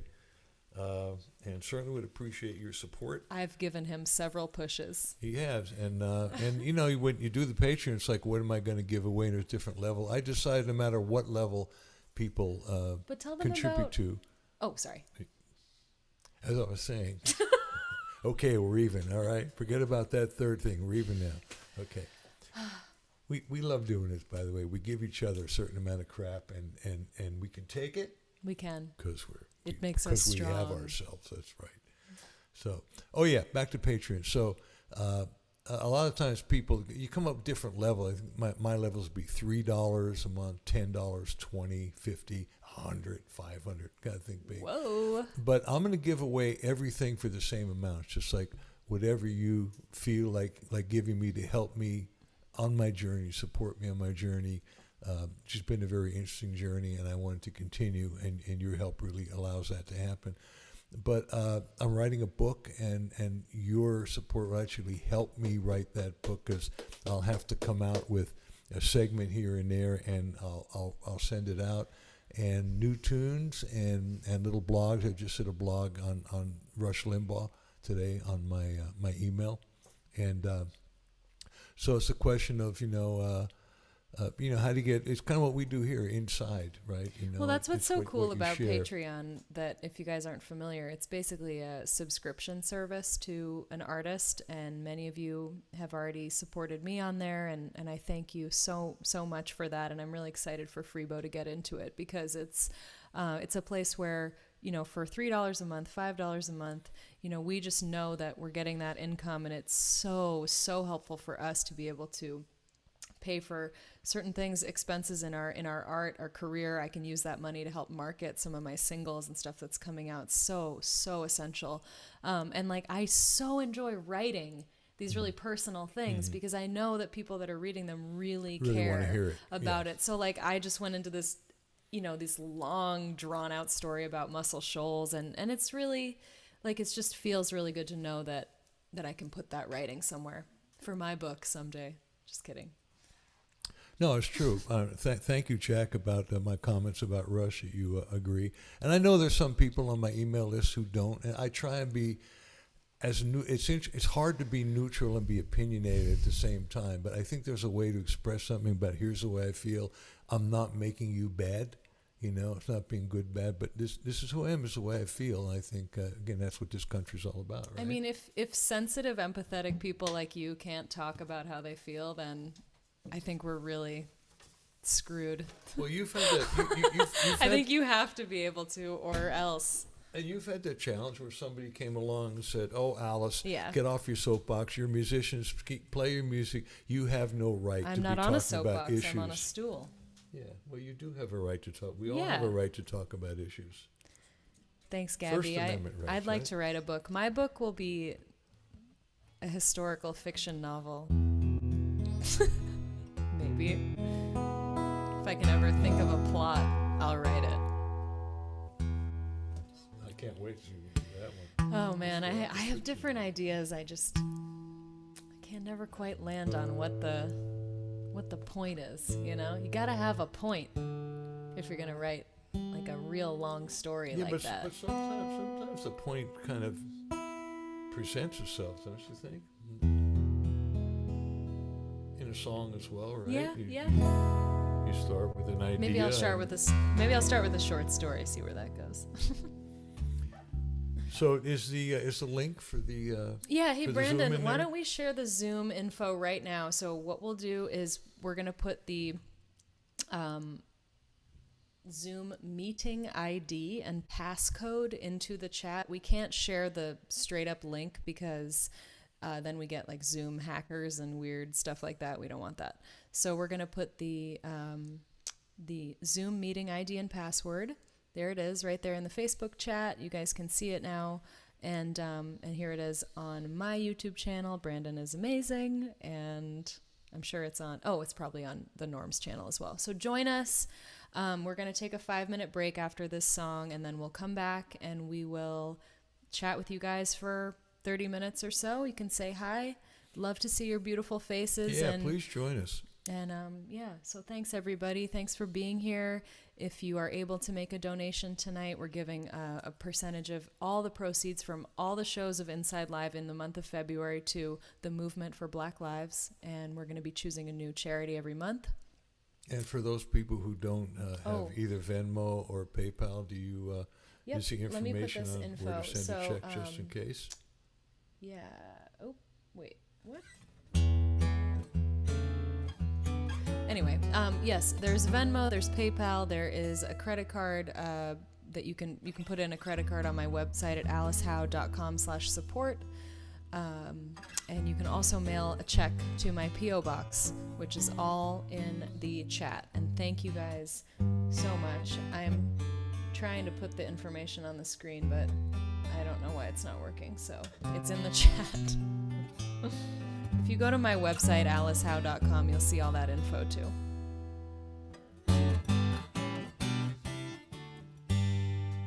Ooh, there's our little logo. Forgot about that. Maybe I'll leave that up.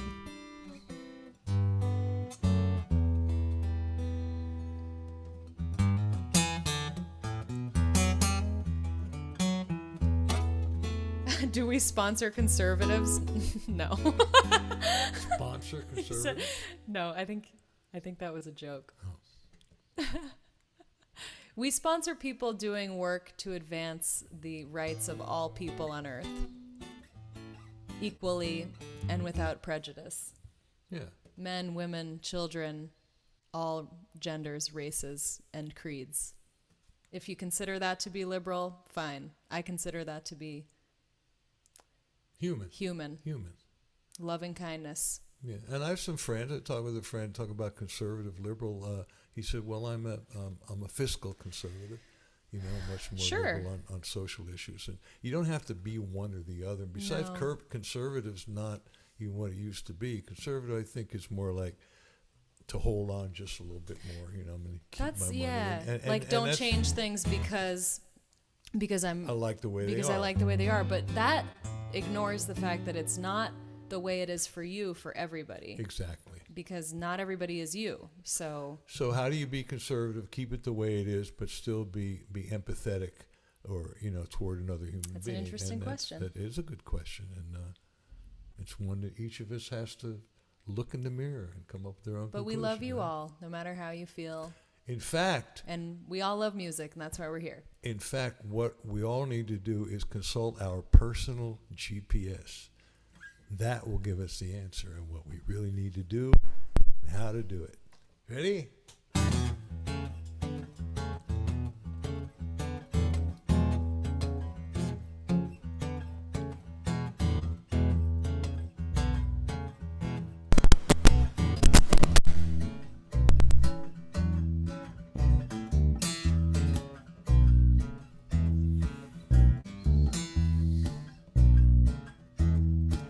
Let me tell you about my angel, the one you never see, my everyday companion living deep inside of me.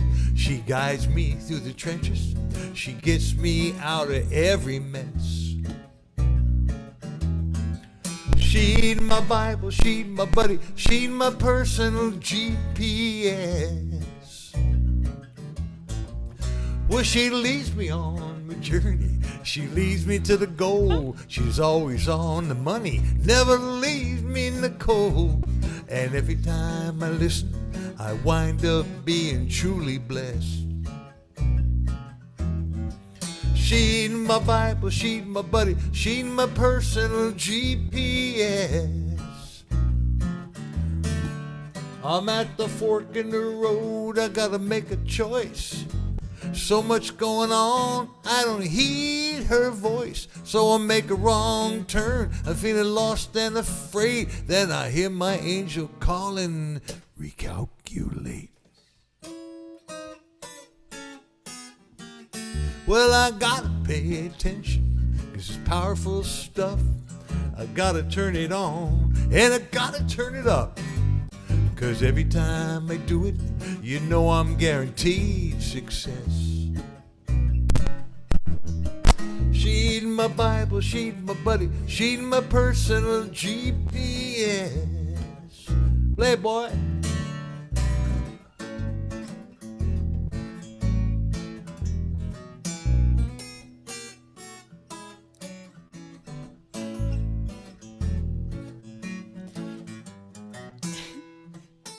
Did my cord fall out? I knew something fell out. Hold on a second. I'm wondering what that was. I'm sorry. Oh, God. Hold on. Look out. Okay. Good, because I didn't know what I was doing anyway. 1, 2. Well, I gotta pay. Oh, get back here. Here's loose, folks. Are we in Vegas? I don't think so. Yes. Well, I gotta pay attention. This is powerful stuff. I gotta turn it on and I gotta turn it up. 'Cause every time I do it, you know I'm guaranteed success.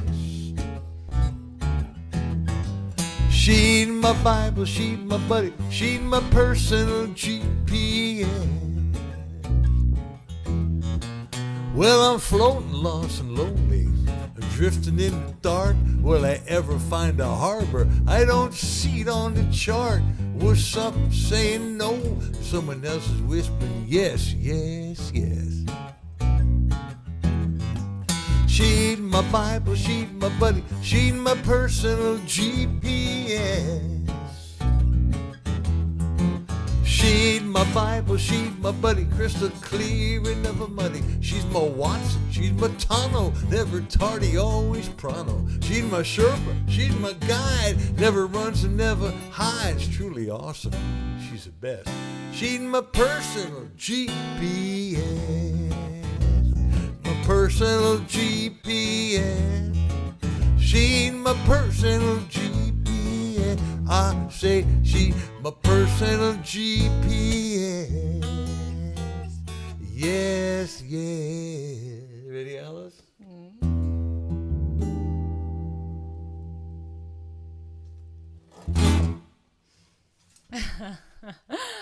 Thanks, everybody. We love you all. Thank you. We will see you in Come to the 5 Zoom. minutes for the Zoom after party. The meeting information is in the chat. And we'll see you real soon. We're going to go get a drink of water and we'll come right back. And we can't wait to see you. Thank you. Here we go.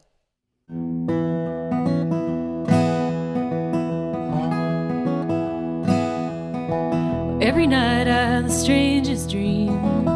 All these ghosts are talking to me. Lay down in my bed and I can hardly sleep. These homeland blues have got a hold of me. Well, I went over to my cousin's house to see if we couldn't figure it out. He said it's plain to see you got them homeland blues. What hope have I got if what you're saying is true? And I got them homeland blues. Don't you know I got them homeland blues?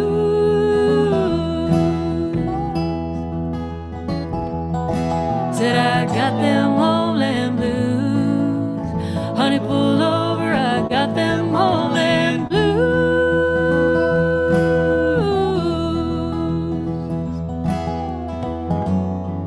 Sooner I book my ticket sooner I'll come running back to you.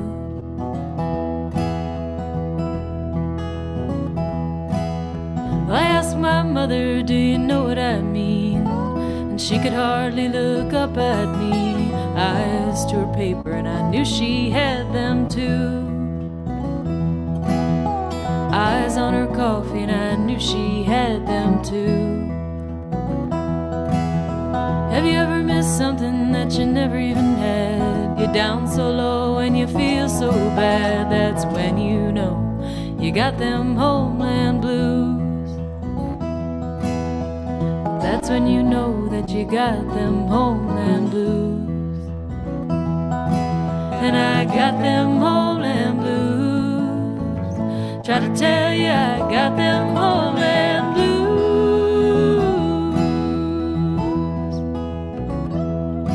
Said I got them homeland.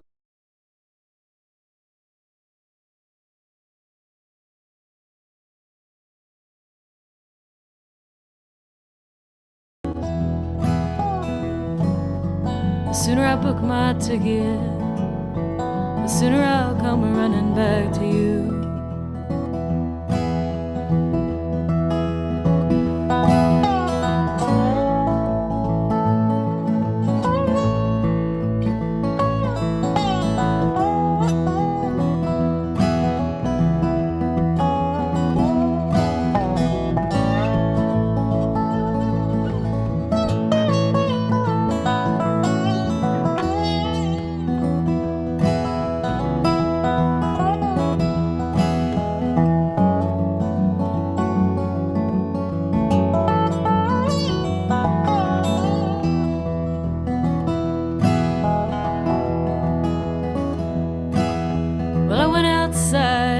Couldn't get a cab, all distracted from the night we had. Sat down on the curb, nursing my homeland blues.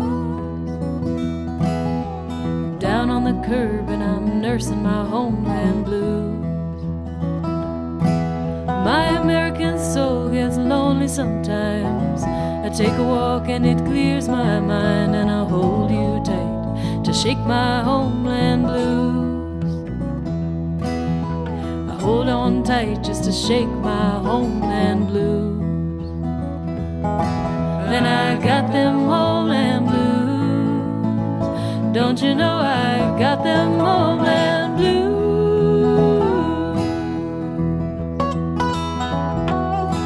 Said I got them homeland blues. Try to tell you I got them homeland blues.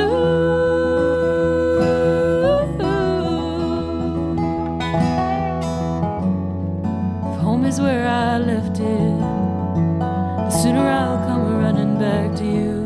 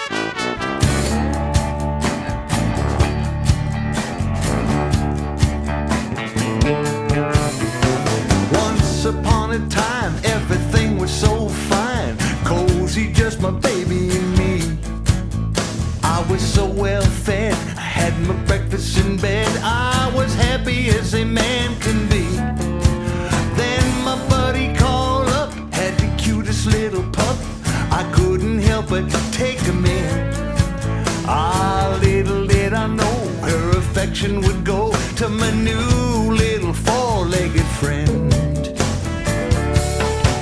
Now she loves my dog more than me. She loves my dog more than me. I love my dog and she loves my dog, but she loves my dog more than me.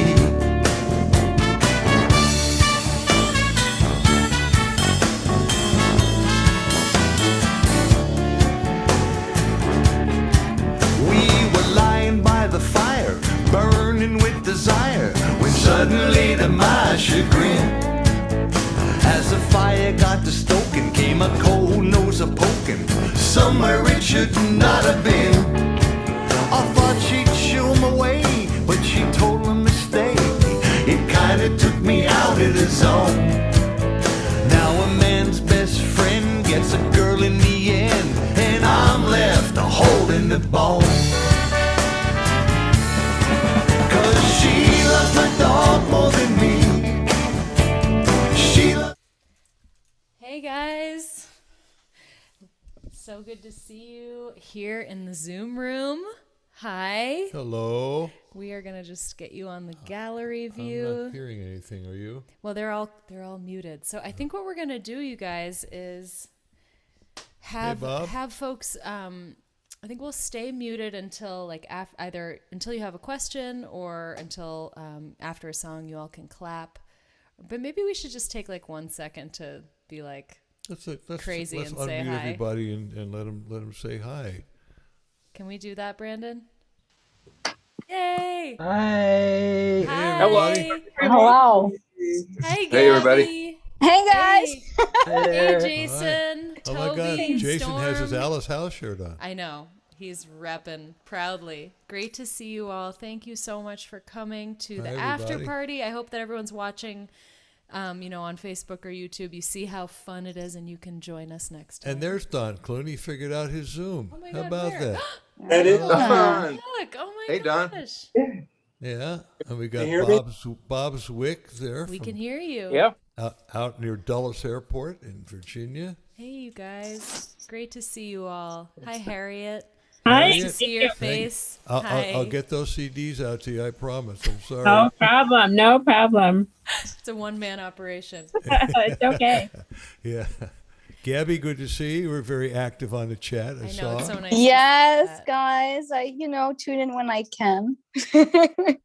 We I are love you so guys so grateful for much. I love you guys so much. that. Too. Is that Lynn over there on the left? Yeah, Lynn Heritage. Where are you from, Lynn? Central Pennsylvania. Where, Pennsylvania? Yeah, Penn State area. Oh, the Penn State area. Do you listen to WPSU? Yes, every day. Yeah, wow. they just saw they have a really good folk show in there. They do. Oh, we ought to try to get you on there. Yeah, I was there a long time ago. I was just talking with Alice about it. She said, "Where's Penn State?" I said, "It's in the middle of Pennsylvania." She says, "It near Pittsburgh?" I said, "No, it's in the middle of Pennsylvania." I say it's equally Driving inaccessible Alice. to everything. It is, but it's a beautiful part of the country, it really It is. It is. Trump world, no doubt, except for the college itself. But. Let's take it easy. Well, no, I mean, I'm from Pennsylvania. I'm from a little coal town near Pottsville called Mahanoy City. It's kind of about the eastern third, way Yeah. up in the hills, and it's pretty conservative, So then in Philly and Pittsburgh, the liberal parts, and a little bit of Harrisburg, and everything else is pretty red. But pretty interesting state. I mean, the people there, really honest, hardworking people. Right. Well, we're blue also. State College is very blue. But everything else is red, you're right. Well, we're into a whole different phase politically, aren't we? Freebo, For that. Hey, Freebo, Jack, my high school football coach was from Hanoi City. what was his name? Oh my gosh. Hydock, Steve Hydock. I wonder. Wow, interesting. I mean, not too many people that you know of are from Mahanoy City. That's great. I played football in Mahanoy area. I was pretty good back in the day. Well, he coached in Reading, Pennsylvania. Oh, okay. Not as good as Don Clune. Not as good as Don Clune. No one's as good as Don Clune. No, Don He's Clune. a pro. Please. Well, you were just talking about Penn State. Mike Reed graduated from Penn State. He did. So I lived in that area, I guess. But anyway, hey, a short little Mike Reed story. When I was playing with Bonnie, I think it was 1972, maybe 73. We were a duo, and we had a show at Penn State. and Mike Reed opened for us, just acoustic piano, and I don't know if he had given up playing pro football at that point. I'm not sure, but after the show, we hung out because he was asking me all the wannabe questions about being in rock and roll and in music, and I'm asking him all the wannabe questions about what it's like to be a professional football player, and he's telling me things about Don Meredith smoking a joint on the sidelines, and about Dick Butkus coming up to him at the All-Star game and spitting it. They're on the same team, and he spit on his face. And we stayed up till about 5 a.m, just smoking joints and just really shooting the shit, and it was absolutely wonderful. And Mike Reed then went on to be a great songwriter. Co-wrote the song that Bonnie made famous. What's it called? No, the great duet, Bonnie's most famous song. Oh, I Can't Make You Love Me. I Can't Make You Love Me. You had to sing it in your head first to remember. I know. Yeah, totally. I Can't Make You Love Me. So That's right. Cool. Well, maybe we should do a song, Freebo, and then see if anyone has any I just questions. did one. Why don't you do one? Well, by we I mean me. What? That was the royal we. I knew that's where that was headed. we. I see. I knew it. Yeah. All right, so I think what we'll do, just to be safe, guys, is just mute, and then we'll bring everybody back on when it's time for some more questions. By the way, you might wonder what I'm doing with a coat on. Here in Southern California, at least in this particular house, it's kind of cold. It's the house seems to get colder than it is outside. It stays cold, so I just put on my coat. I feel bad for you folks back in Pennsylvania, where I understand it's been snowing and sleeting and the old February winter. So, so what song is this, Alice?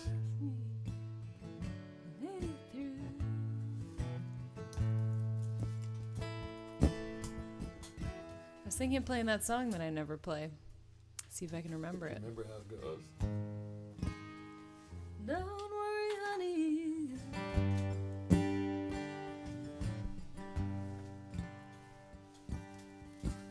Maybe I should just... I don't know what's going to happen if you try to play with me. I'll wait. The old when in doubt, lay out. Vincent requested this. It's on my EP, and I never play it.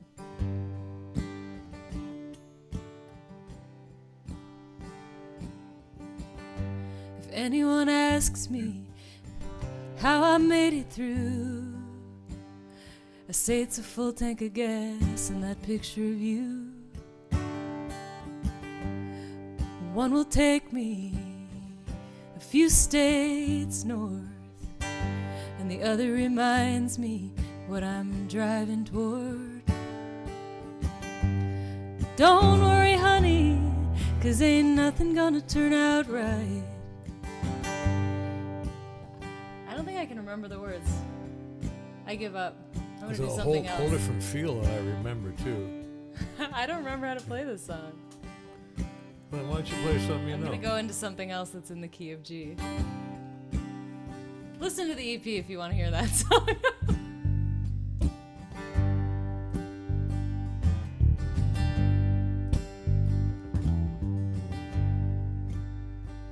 This is a loose show, I guess. I'm gonna start over. With? Doesn't have to be in G. You could do the Dylan song. No, I think I do know one in G.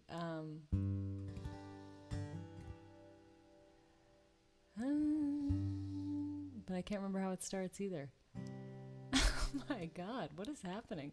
You're getting old.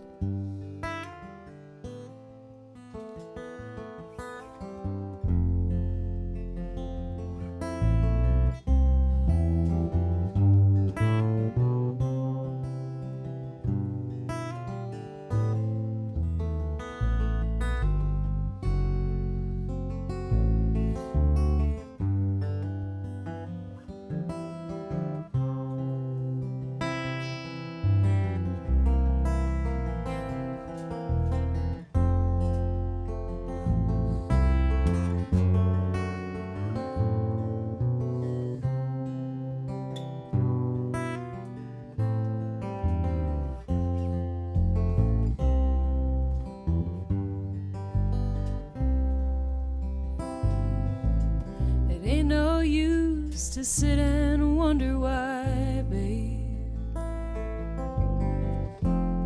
If you don't know by now, no, it ain't no use to sit and wonder why, babe. It don't matter anyhow. When your rooster crows at the break of dawn, look out your window and I'll be gone. Oh, you're the reason I'm traveling on. Don't think twice, it's alright. It ain't no use in calling out my name, boy, like you never done before. No, it ain't no use in calling out my name, boy. I can't hear you anymore. Still, I wish there was something you would do or say to try and make me change my mind and stay. But we never did too much talking anyway. Don't think twice, it's alright. Ain't no use in turning on your light, babe. The light that I never know. No, it ain't no use in turning on your light, babe. I'm on the dark side of the road. Still I'm thinking and wondering all the way down this road. I once loved a man, a child I'm told. I gave him my heart, but he wanted my soul. Don't think twice, it's alright. So long, honey baby, where I'm bound, I can't tell. And goodbye's too good a word, babe. So I'll just say fare thee well. And I ain't saying you treated me unkind. You could have done better, but I don't mind. Or you just sort of wasted my precious time. Don't think twice, it's alright.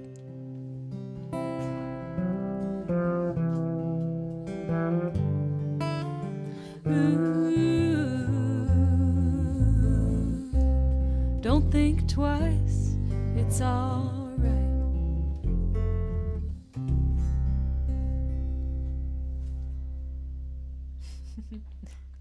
Lovely.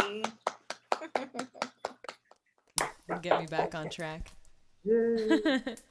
Thanks, you guys. So gorge. So beautiful. Thank you. I love doing that song. Anybody heard the new Bob Dylan record? Anybody check that out? It's really good. Really good. It's really good. I'm obsessed with one song on it called Goodbye Jimmy Reed. If you guys get a chance to check that out. Very cool. The album's called Rough and Rowdy Ways, and I cannot get enough of that song. I don't know what it is about it. Well, I was thinking, Freebo, there were some questions from earlier, and I thought one of them was really cool.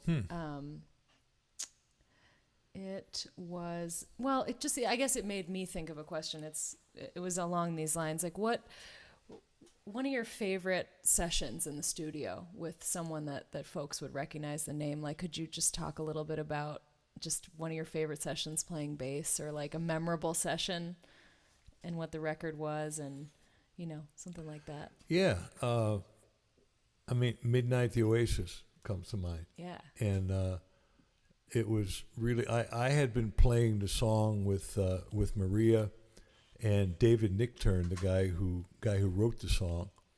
And I was playing with Bonnie at the time, and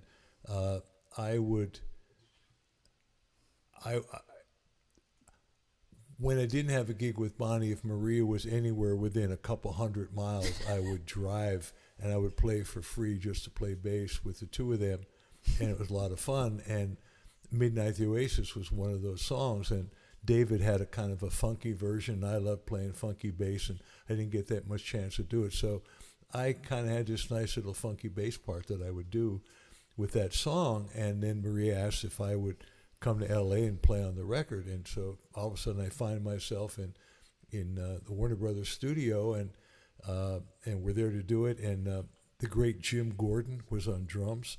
I don't know if you guys remember Jim Gordon, but he was in Derek and the Dominoes, and he pulled a psycho thing apparently, and he I guess he was Whoa.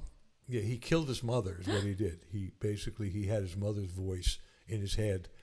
And and he just couldn't do anything, and stayed up all night when he went over in the morning and just stabbed her to death. God. And just sat there, and he felt better. He's been in not as much jail as the asylum ever since. But a great drummer playing What does this have to do with this session? Well, because he was a drummer on the session, and we didn't know that at the time. God. It's just an aside, just about life. Got it. Yeah.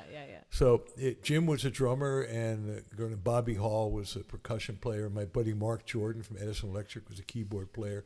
Amos Garrett on Mark electric played on guitar. Midnight at Mark the played Oasis? on Midnight, yep. I didn't know that. Yep. And Maria singing and live, and I was playing my funky bass part, and it just wasn't working. And Lenny Waronker and Russ Teidelman were producing it.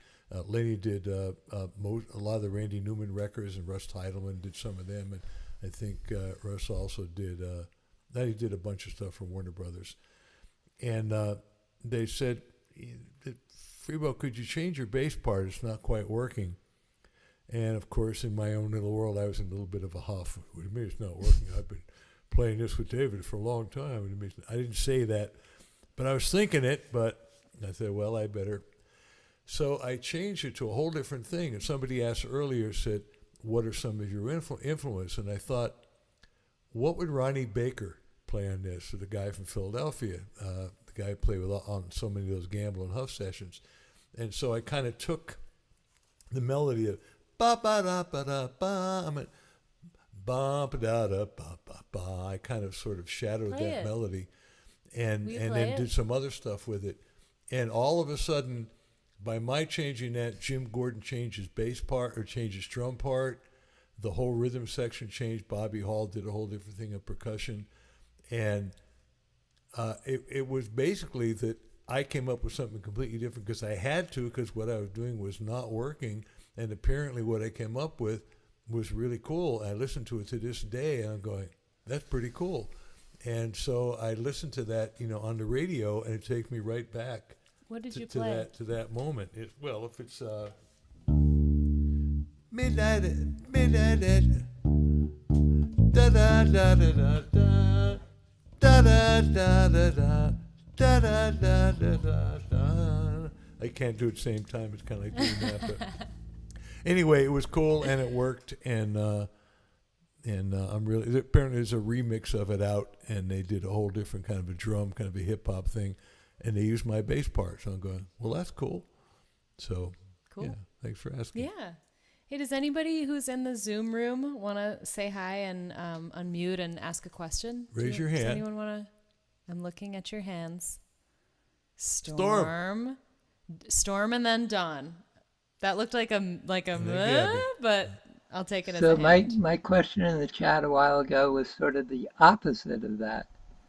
What was the most bizarre gig that each of you has ever played so far? Oh, I know. I can think of one. Good question, Storm, and nice to see you.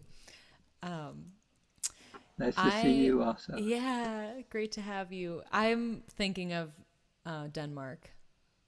Oh, yeah. So we got to go on a tour of, I had a tour set up of the UK, and I asked Freebo to come and play bass, and then he set up this amazing like extra 10 days for us to go to the Netherlands and Denmark, because we have his friend Doug Mortar, who was in what band? The British Not blues Heads, band? Hands, and can't Feet. remember. I forget, but he's some well-known Jerry blues Donahue's band. band?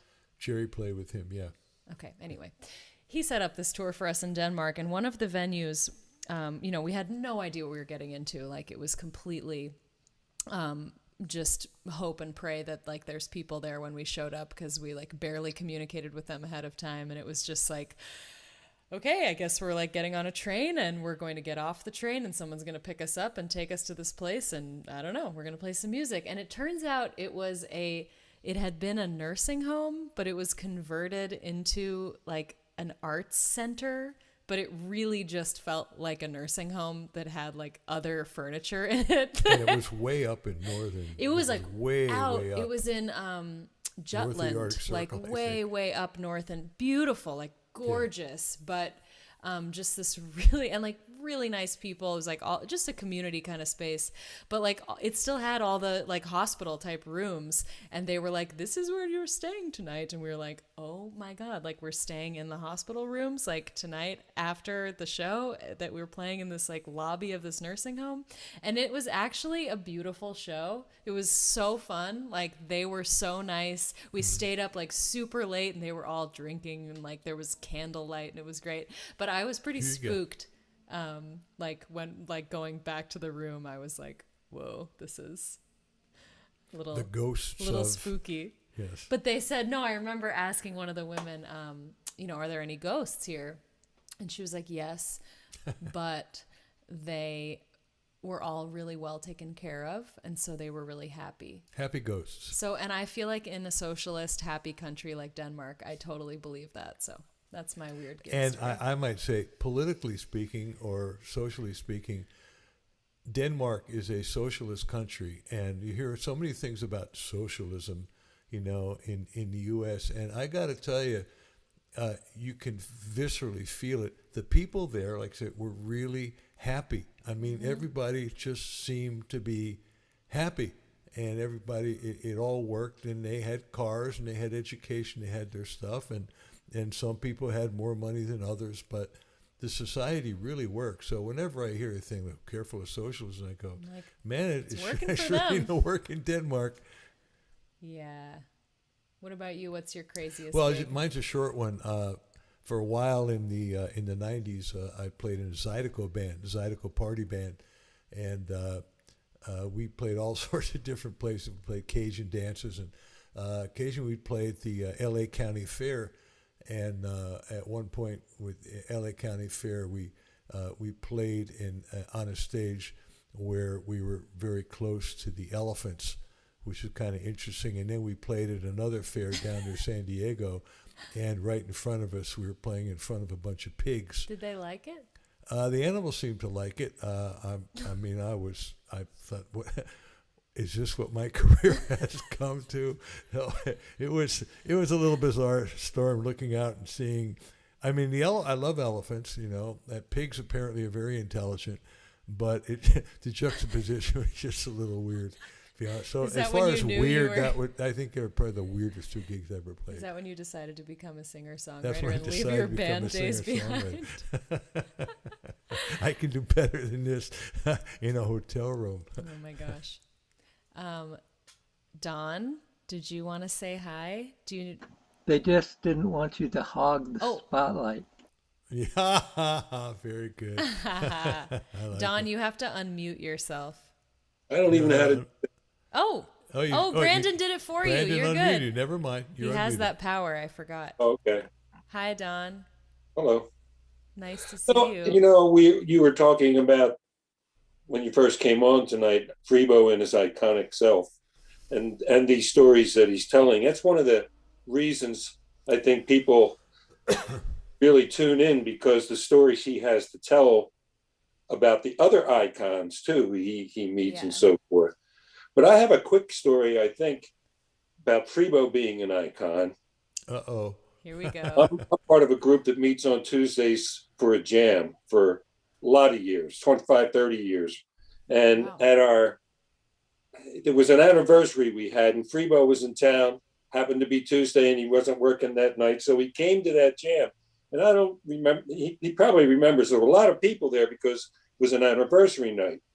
And anyway, and the music is in different rooms. There's out in the backyard as well. But we were in a big room. And by the time we started to play a little music, Freebo actually either had his guitar or bass, I forget at the time what he brought the jam with. And word was getting around and the whispers were out there, hey, that's Freebo. He played with Bonnie Raitt and da-da-da. So, but for those who didn't at one point, and it's very unusual because it's an acoustic jam, but I don't know if the guy had an electric, but he started to play Rocky Mountain Way. And Walsh. And we're all so he stopped. Not Rocky Mountain High, Rocky Mountain Way. And he said, have you ever played that one? And Freebo says, yeah, the last time I played that one was with Joe Walsh. Joe Walsh. So if people didn't know, speaking of icons, right? So if they didn't know it, all of a sudden they went, oh, okay. Aw, that's so cool. There's my Freebo story for that one. Thank you. And I got to tell you, Walsh was a gas to play with. He was so much fun. You would expect it, a guy like that, a wacky and crazy, wild and crazy guy, and he was just that, a great player and singer, and he was just as gracious as could be, and just killed it. It was such a pleasure playing that stuff. I've been listening to the Ray Wiley Hubbard new album. And Joe's on that album, and he does some nice stuff on that as well. If you haven't heard, you should check it out. Cool. Cool. It's great to see you, Don. Thanks for coming to the thanks Zoom for room. showing up. This is in a pandemic. This is like, oh yeah, Alice and Freebo are coming over tonight, and they actually bring some guests every now and then, I know. And it feels like you're in the living room. So we are. We are in your living room. Well, I know. Right you're on there. the TV over here too. By the way, wait a minute, that's me on the TV. How did I get there? Yep, that's you. Okay. Oh, there you go. Yep, it goes back and forth. It's magic. Cool stuff. Cool. Yeah. Well, we love coming into all your living rooms every week. It's been really nice to have this regular thing where we know it's going to be here every Wednesday, and we get to look forward to it and plan our guests, and it's just been so fun. I want to answer a question from Vincent in the other chat asking what my first professional gig was. I just thought I would share that I played at a farmer's market in Vermont when I was 15, and I didn't think about it at the time, but when they told me I was going to be playing for 4 hours, I was like, no problem. 4 hours is a really long time to play outside in Vermont in October. And I just remember my mom had to go and get a hot water bottle that I kept in my lap so I could warm up my hands. But it was such a fun gig, and my dad was there singing with me and my brother and my uncle, and we had so much fun. And I made $200 and I felt like the queen of the world. So that's my story. I would just reply to Sam replying to us on the chat about Marx and Denmark not a socialist country. I don't know what Marx said about it. Marx would consider Denmark what traitors. I don't know about Marx. I just know about what I saw when I was there and all the people that I met and the whole society. Yeah, it's not really about definitions. It's more like they call themselves democratic socialists, and their society seems to be working pretty well for the people that live there. And bottom line is, a lot of things that we do, gosh, is our military not socialistic? We pay money in, our highways, all the commons, the sewers, so many things. So I don't think things have to be black and white, I don't think so either. Whatever. And I'm sure you could speak to that, Bob Zwick. Bob and I spent some time together. Bob was and his family were big in the Democratic hierarchy, so to speak. Still am, yeah. Still are, yeah. Hi, Bob. You Hey. must be happy with the results of the election, I'm guessing. Yeah, but there's always another one coming along, so we got to fight for that. For But- sure. Well, thanks for watching. Yeah, we appreciate Yeah. your support throughout these things. Thank you for that. Right. Good to see your face. Yeah, well, it's good seeing you again. Freebo may or may not remember, but I was with the sound company back in '76, and I toured with Bonnie and him Oh, and all that. I'd But the forgotten thing that I that's find right. interesting was the job I had after that was with Weather Report. Speaking of Jaco oh Pastorius. my gosh. So, Wow. Was Jocko on tour with them at that time? yes, he was. Wow, did you get to experience any of his greatness or weirdness? All of the above. Yeah. Wow. Yeah. Wow, that's really something. And the group I had was with just before you all was Return to Forever with Chick Corea and Stanley Clark on bass. Wow, some great players. Yeah. Absolutely. Cool. Wow, phenomenal. Yeah. Well, it's so nice to see you, Bob. Thanks for coming on and taking the time to be in the after party with us. Yeah. Appreciate Well, it. I should be cleaning the house right now, but so I'm here instead. Me too. It's a big house, I know. It's a lot to clean. Yeah. Thank God for all the people who've hosted us in their homes on Oh tour. man, we're so great. How could we have gone through life without the generosity of some very We kind wouldn't folks? survive. Gabby, you had a question? You have to unmute. Can't hear you. You have to unmute. Hi. Oh, there you go. Hi. Hello, hello. So nice No. to see you. So good to see you guys. First of all, I didn't even know this was a thing. I just found this out tonight. It's our so, new thing. It's our new thing. Okay, here I am. All right, here it is. But I just wanted to say that A, I miss you. B, thank you for just being the most amazing friends in addition to being the most amazing musicians. And I will always 500% be in your corner and support everything you do. Thank you. Thank you. You're very welcome. I just wanted to ask you guys, I wanted to shift gears just a little bit because I don't know if everyone here knows this about you guys, but you tend to be big foodies and have good food taste. And so I was just curious. We did go out for dinner that one time. That's right. We sure did. Yes, we did. We did. And I was just curious what any new recipes you guys have come up with during the Ooh. quarantine or That's a and great question. yeah, and or also plus a plus whatever equals whatever else. What music, any new music you guys have discovered during this time? Oh, too. thank you for those questions. welcome. Those are great. Do you want to go first or should I go first? Well, one thing is I was able to turn Alice on to Chris Smither. That's Oh, a big one for really? me. Yes, she Really? was really Okay. not familiar with Chris. I We had wasn't. Chris on the show, and he blew her away. And I'm since now, then, like, a I've huge played fan. some CDs Yeah. and some records Yeah. for her. She's a total Chris Smither freak now. Yeah, I particularly his album Time Stands Still. I think it's from 2009. It's so good. I mean, all his stuff is great, but that record just kills me. There's a song at the beginning. The first cut is "Don't Call Me Stranger," and I just have been. That song just kills me. The words are so great. He's such a great player, and so that I've been enjoying that a lot. And that new Bob Dylan record I mentioned, it's called "Rough Gotta and check that Rowdy out. Boys." Great record. It's just good. The band is just kicking. It's just so good. Food wise, I've been cooking a lot and I've been really enjoying it. I've always enjoyed cooking, but being on the road, that's impossible. And that's always been the most difficult part for me, is just not having that time to prepare food. And I enjoy that. It's very creative and calming to me to just go through that process of chopping things and setting things aside. And I love grocery shopping. I'm kind of really enjoying not being able to be on the road in a way. So yeah, I don't know, I've been making a lot of soup, been making a lot of veggie soup. I've learned how to roast a chicken really well. Check out Martha Stewart's perfect roast chicken recipe. I know Okay. Martha is pretty basic, but She roasts a mean chicken. And also another cookbook I love is called Salt, Fat, Acid, Heat.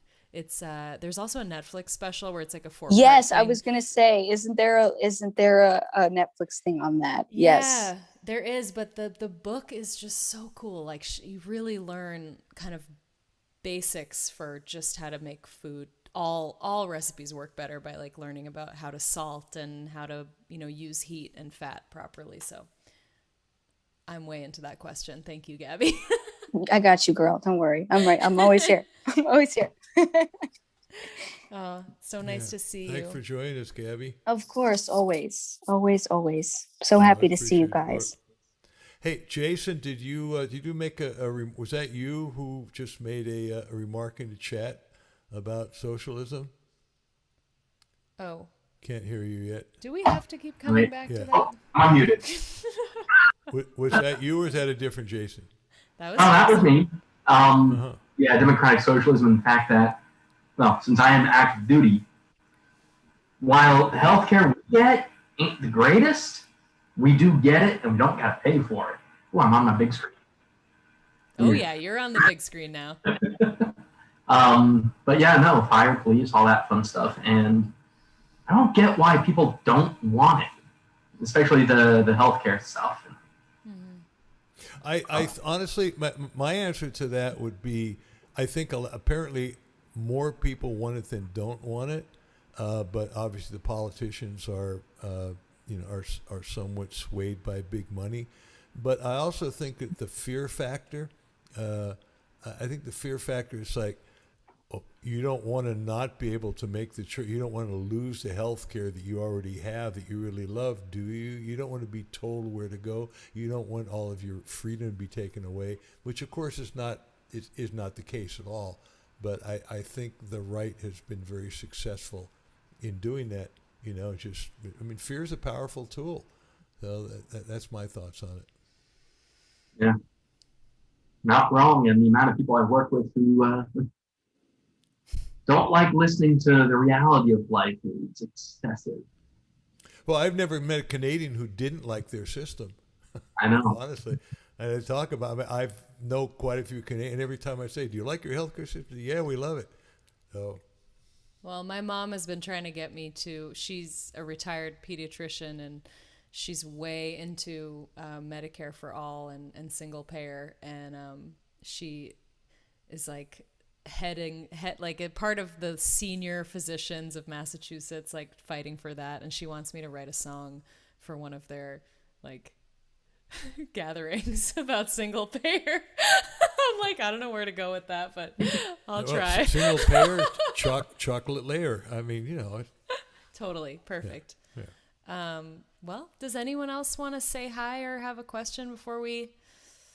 I think Toby's got her hand up. Hi, Toby. Yes, hi. We'll get to you, Jack. Hey, guys. Nice to see you. So nice to see you, too. I love you both very much, too. Thank you so much. 2 questions.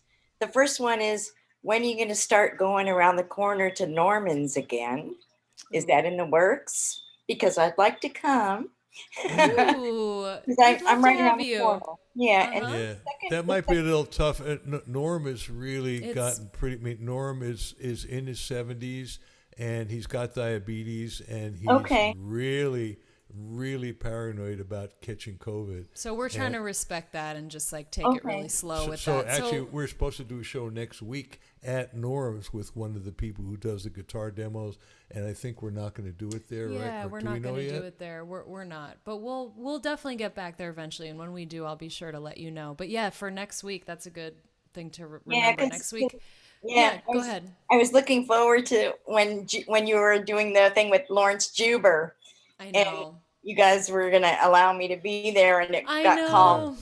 Sorry about that. We definitely will do a show there again. We'll have Lawrence on again and others, including Sarah Rogo.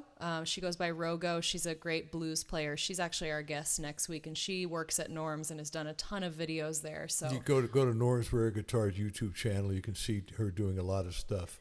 Yeah. Okay. She's been teaching me guitar lessons. So that's right. She's great, and we're excited to have her next week. That was supposed to be at the shop, but we'll get back there once everybody's been vaccinated and it feels safe. Perfect. And then I had there's a second question I have, and you could just brief it. I'd like to get some more information about the Folk Alliance. I've been hearing that a lot lately. So you could, if you guys could send me something, or I really like to get involved with something like that. I'm gonna just good idea. Put in the chat, but so there's two parts to it. There's like a big organization called Folk Alliance International. And they're headquartered in Kansas City. And then there are regional conferences in the U.S., and the one that's local to L.A. is called Far West. And I'll send you the info, but okay. It's and last year Far West was in LA. I think that this year and not going to be what's one, really cool about it, it's a professional organization. It's like a networking type conference, but it's also really like it's also like a music festival in a hotel, which sounds crazy, but it is crazy, but it's wonderful. They are really trying to push, like, whether you're a musician or not. I know they really want more people from the public to know about it and buy tickets and come, because for the price, it's a very reasonable price for a member of the public, not like registering for the conference. You could register for the conference and come to the workshops and stuff, which are all great, lots of music, learning music, learning about industry stuff, lots of different things. But then you can come in the evening. No, you don't have to be a musician at all. So I can as a promoter, I can go there and learn. Oh yeah, totally. There are a lot of promoters. Tons there. of people go who are like venue people, agents, record labels, marketing people, musicians. Like it's great, and it's all like roots music. It's tons of different styles. World music. There's really a huge variety. And what's really cool about it, Toby, for a promoter, like yourself, you get to see, for instance, at the Big Folk Alliance in Kansas City, there are hundreds and hundreds of showcases. So you get to see and they're all in hotel hundreds rooms. of artists in sometimes in the main showcases, later on at night from 10 o'clock at night till 3 in the morning in hotel rooms. It's crazy. And so, I mean, a packed room is like 25, 30 people packed. But you'll get to hear everybody. You'll hear some absolutely wonderful singer-songwriters, and you'll hear some pretty terrible wannabes as well. And everything and you get in to know between. who's who and where the buzzes are at, and you'll meet some really wonderful people. You should definitely go. Absolutely worth it. Definitely go to Far West. I don't remember where it's supposed to be next. I mean, who knows? It's been kind of up in the air, but I think it's my first time going. That's where I met Freebo. That's where I met a ton of people that I've worked with. So it really opened up a lot for me. So and in the short run, it's online right now. Yeah. This week, so you could get on tomorrow. What did you say? I'm sorry. The online one they're doing this year is on this week. You could actually sign up for it tomorrow. Tomorrow's the last day, right, Storm? Yeah, Toby. Friday. Just go to. Friday, so you got 2 more days, yeah. It's so easy to remember, Toby. And you can see what's been, because it's YouTube and stuff. So past concerts and stuff are still up. Excellent. You can see the archive stuff? Yeah, on the calendar you could. Yeah, there you go. All right, thanks, guys. I appreciate it. Do you know where to, Alice, are you putting that in the chat? It's just folk.org. Brandon and I are both trying to put it in the chat. Cool. No, that's great, Toby. Thank you. Good to see you again. Great to see you. Jack, how about you? Are you unmuted? There we go. There you go. Hi, Jack. Alice, I really wanted to introduce myself to you. I found out about you guys through Don Clune. I think Don's still on this this little. Okay, good. He's there. So Don and I are part of this Tuesday jam that he was talking about. But he said you got to watch Alice and Freebo, and so I started about 3 months ago, and I love your music, Alice. You have the best laugh I've ever heard. When you crack up, it cracks me up. It's great, and your voice is gorgeous, of course. Thank you. To be totally honest, I've already had a phone chat with Freebo. One of the things I do, I guess you could call it a promoter. I have summer concerts in my yard, which is called the Jackyard Concert. and we do usually one a month. And when I mentioned that to Freebo, because Don suggested I did, I heard that Freebo said you guys might be coming east this summer. Muscle Shoals. It's not too far south if you want to come north. Oh, we thought about that. We're thinking about it because we're driving across from LA to Muscle Shoals, and her family lives in Boston. We thought, well, maybe we can just continue the trip and head up to the Northeast. So we'll let you know. Right. It's a definite possibility. I will send you information on what we do and what dates are available. You would love it. It's all outdoors. It's acoustic music. You guys would be perfect for it, and I would be so proud to host you if that could happen. And thank you to Don Clune for giving me the tip. I didn't realize he was. I didn't. Excellent. You guys are roommates at one point in time. That was awesome. With Don? With Don. Well, no, Don is one of those people who is just super generous to those of us on the road. I mean, I've stayed at his place many times. You were roommates, but you didn't pay rent. He stayed at my house. We had rooms there. That's great. Yeah, we never actually stayed in the same room. Yeah. That's a good thing. That place had 7 bedrooms. But Jack, I was going to say, we're going to be Muscle Shoals from the 8th to the 18th of July, and the 18th I think is a Sunday. So, just in pencil, the weekend after that. So that would be like the 23rd, 24th, 5th would be Friday, Saturday, Sunday. That would really be the best time probably for us to come. We'll have our people call your people. I'm my people. Just call. I am also my people. We will call you. That sounds great. That's awesome. That would be wonderful. Thanks Appreciate for the offer, man. Be really fun to play for people in person. And by the way, playing music with Don at these jams, I can hear some Freebo influence in the songs that he chooses and writes. You guys are birds of a feather. That's great. That's great. That's great. Hey, Bob. Yeah. Maybe on that same weekend, if we come up through D.C., maybe you could throw something together. What do you think? Yeah, I was just thinking about that. I know of a couple of outdoor stages in the area that might be able to put something together. Great. Interesting. I love that we're planning our tour right now. Yeah. We're starved for live music. I know. So are we. I can't wait. That's why we're sitting here on a Zoom call trying to pretend we got live music. I know. Well, it is live. We're trying. We're live, and it's just coming through a different medium. That's all. Yeah, but are you getting the feedback that you would normally get playing to a house? No. No, although on the Zoom call, occasionally you do something and open up the phone and you actually get to hear the clapping. Yeah. It's music for the soul, man. It's so cool to hear the applause. But there's something about that energy in the room that's just, there's no way you can replicate that. And it's a collective experience, Yeah. I mean, I miss going to concerts so much too. Just taking that in from the audience side as well. I love hearing people do what we do, just it fills me up, also inspires me. So I can't wait to see that again too. Is that Laura in the middle, underneath Bob? It's Marcia. Marcia. Do you have calling any you out, questions Marcia. or anything? Calling you out? Would you like to? You don't have to, but you you're can say hi. unmuted now. I'd be happy to. Hi everyone, and hello. Thank you so much. This has been such a delightful evening. I know I came in late on Facebook, but it's sonic treats, and the Zoom afterwards is really lovely. And Freebo, I realized it has been 10 years since I saw you. It was at a Little Feat show in Fort Lauderdale. And oh my gosh. yeah, a long time ago. And I'm just so happy to see you and your good heart and your skills, keeping you on this journey. And for both of you, although I admit that it's the first time tonight I've heard you both together. That's so great. It's great. It's a lovely learning curve for me. Oh, thank you. Well, we do this every Wednesday, 8:00. Are you on the East Coast? Yep, Miami.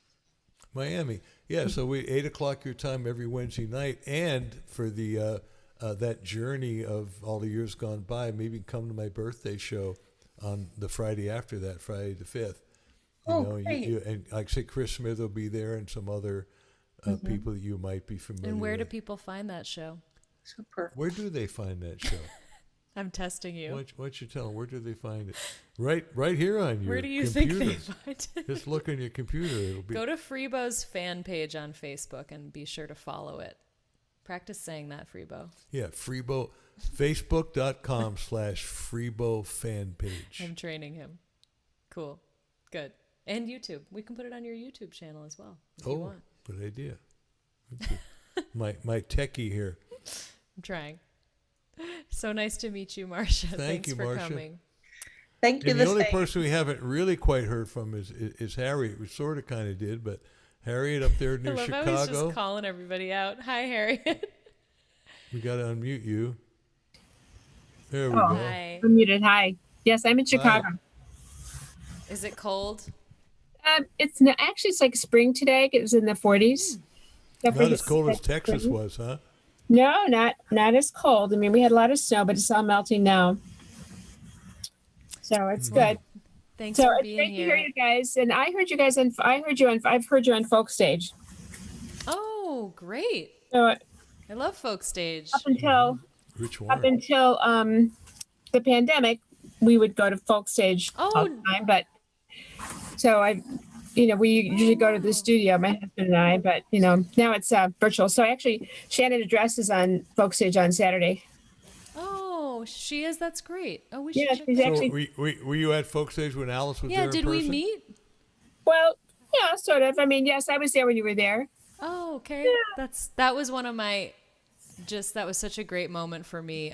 Folk Stage is this program in Chicago at WFMT, just a wonderful radio station. It was my first very big girl grown up gig. Once I Really? started, yeah. Well, I had been performing plenty for several years, but just that one was we are hiring you. We think you're good. We're going to pay you really well. We're going to put you on the radio. That was for me. I mean, and also on top of that, it's a radio show, so it has to be a very specific time length. And it was 28.5 minutes. And I was oh my God. I was watching the clock. And Rich holds you to it too. Oh my God. Rich is. If you think you're going to run over, the look on his face. I know. I love Rich, and I'm excited to share this new version of A Case of You with him, and I think he'll play it on his show. But yeah. Well, it's great. I love the shows. I don't get to hear all the time because I work, and so sometimes I work in the evening. But it's great to hear you both. No, thank you. Well, you all should know, maybe you do, but all of our shows are archived. I know. So you don't have to be there live. You can see them, and certainly on Norman's Rare Guitars YouTube channel, they're all there. And my Facebook, they're all there too. And Al, are you all on your Facebook page? They're on, yeah. That's great. I can't find them on mine. It must be buried way down. But and again, we'll talk about it later. Old school. And Freebo, I love your song. There's no place like home. Thank you. I volunteer at a homeless shelter, and so it's just gets me. I love it. Thank you. Hey, maybe you can find some way to use it at your shelter. I'd be happy to certainly allow you to do that. That would be great. Or play it with for some folks. Thank you. Appreciate that. Well, everybody, this has been wonderful. I think it's time to probably say goodnight. And thank you so much for coming, for sharing your questions and your love and appreciation. We so appreciate you. And thank you for being here every week. Or if this is your first time watching, thanks for sticking around. Should we send them out with maybe a Cat Stevens a cappella duet? What do you think? Sure. This is something that I don't remember when we first did this, Alice. But we were in the Netherlands. It was on that same tour. Yeah, we did a nice fun little YouTube thing with it. But you're about to get. I am about to. Just keep it on. Oh. Okay. You're about to get tangled up. Tangled up in blue. Huh? Okay. This room is way too small. Everything is perched precariously. Okay. You don't need to wear those. Well, are we going to say goodbye or we're going to do that? I Okay. thought you said you wanted to sing. You got a key for us? I'm being followed by a moon shadow, moon shadow, moon shadow. Leaping and hopping on a moon shadow, moon shadow, moon shadow. If I ever lose my hands, lose my plow, lose my land. If I ever lose my hands, wait,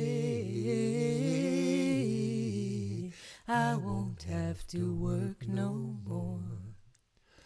I'm being followed by a moon shadow, moon shadow, moon shadow. Leaping and hopping on a moon shadow, moon shadow, moon shadow. If I ever lose my legs, I won't moan and I won't beg. If I ever lose my legs, wait, I won't have to walk no more. I'm being followed by a moon shadow, moon shadow, moon shadow. Leaping and hopping on a moon shadow, moon shadow, moon shadow. If I ever lose my eyes, all my colors all run dry. If I ever lose my eyes, wait, I won't have to cry no more.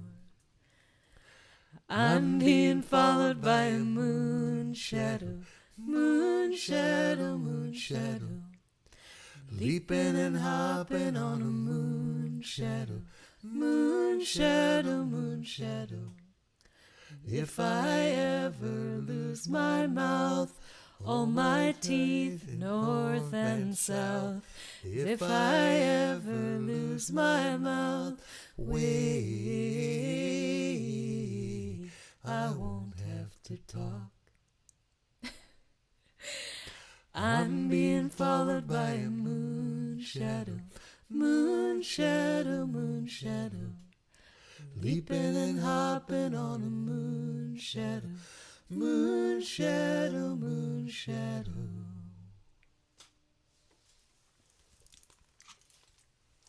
Oh, there Love you go. you guys. Thank you. Yay. That was gorgeous. Excellent. Hey, Thanks. thanks for joining us. We'll sign off bit by bit here and we'll say goodbye. Thanks, And, everybody. hopefully we'll see you next week or Friday. Bye. See ya. Thank you all. Bye-bye. Bye. Bye. Bye, guys.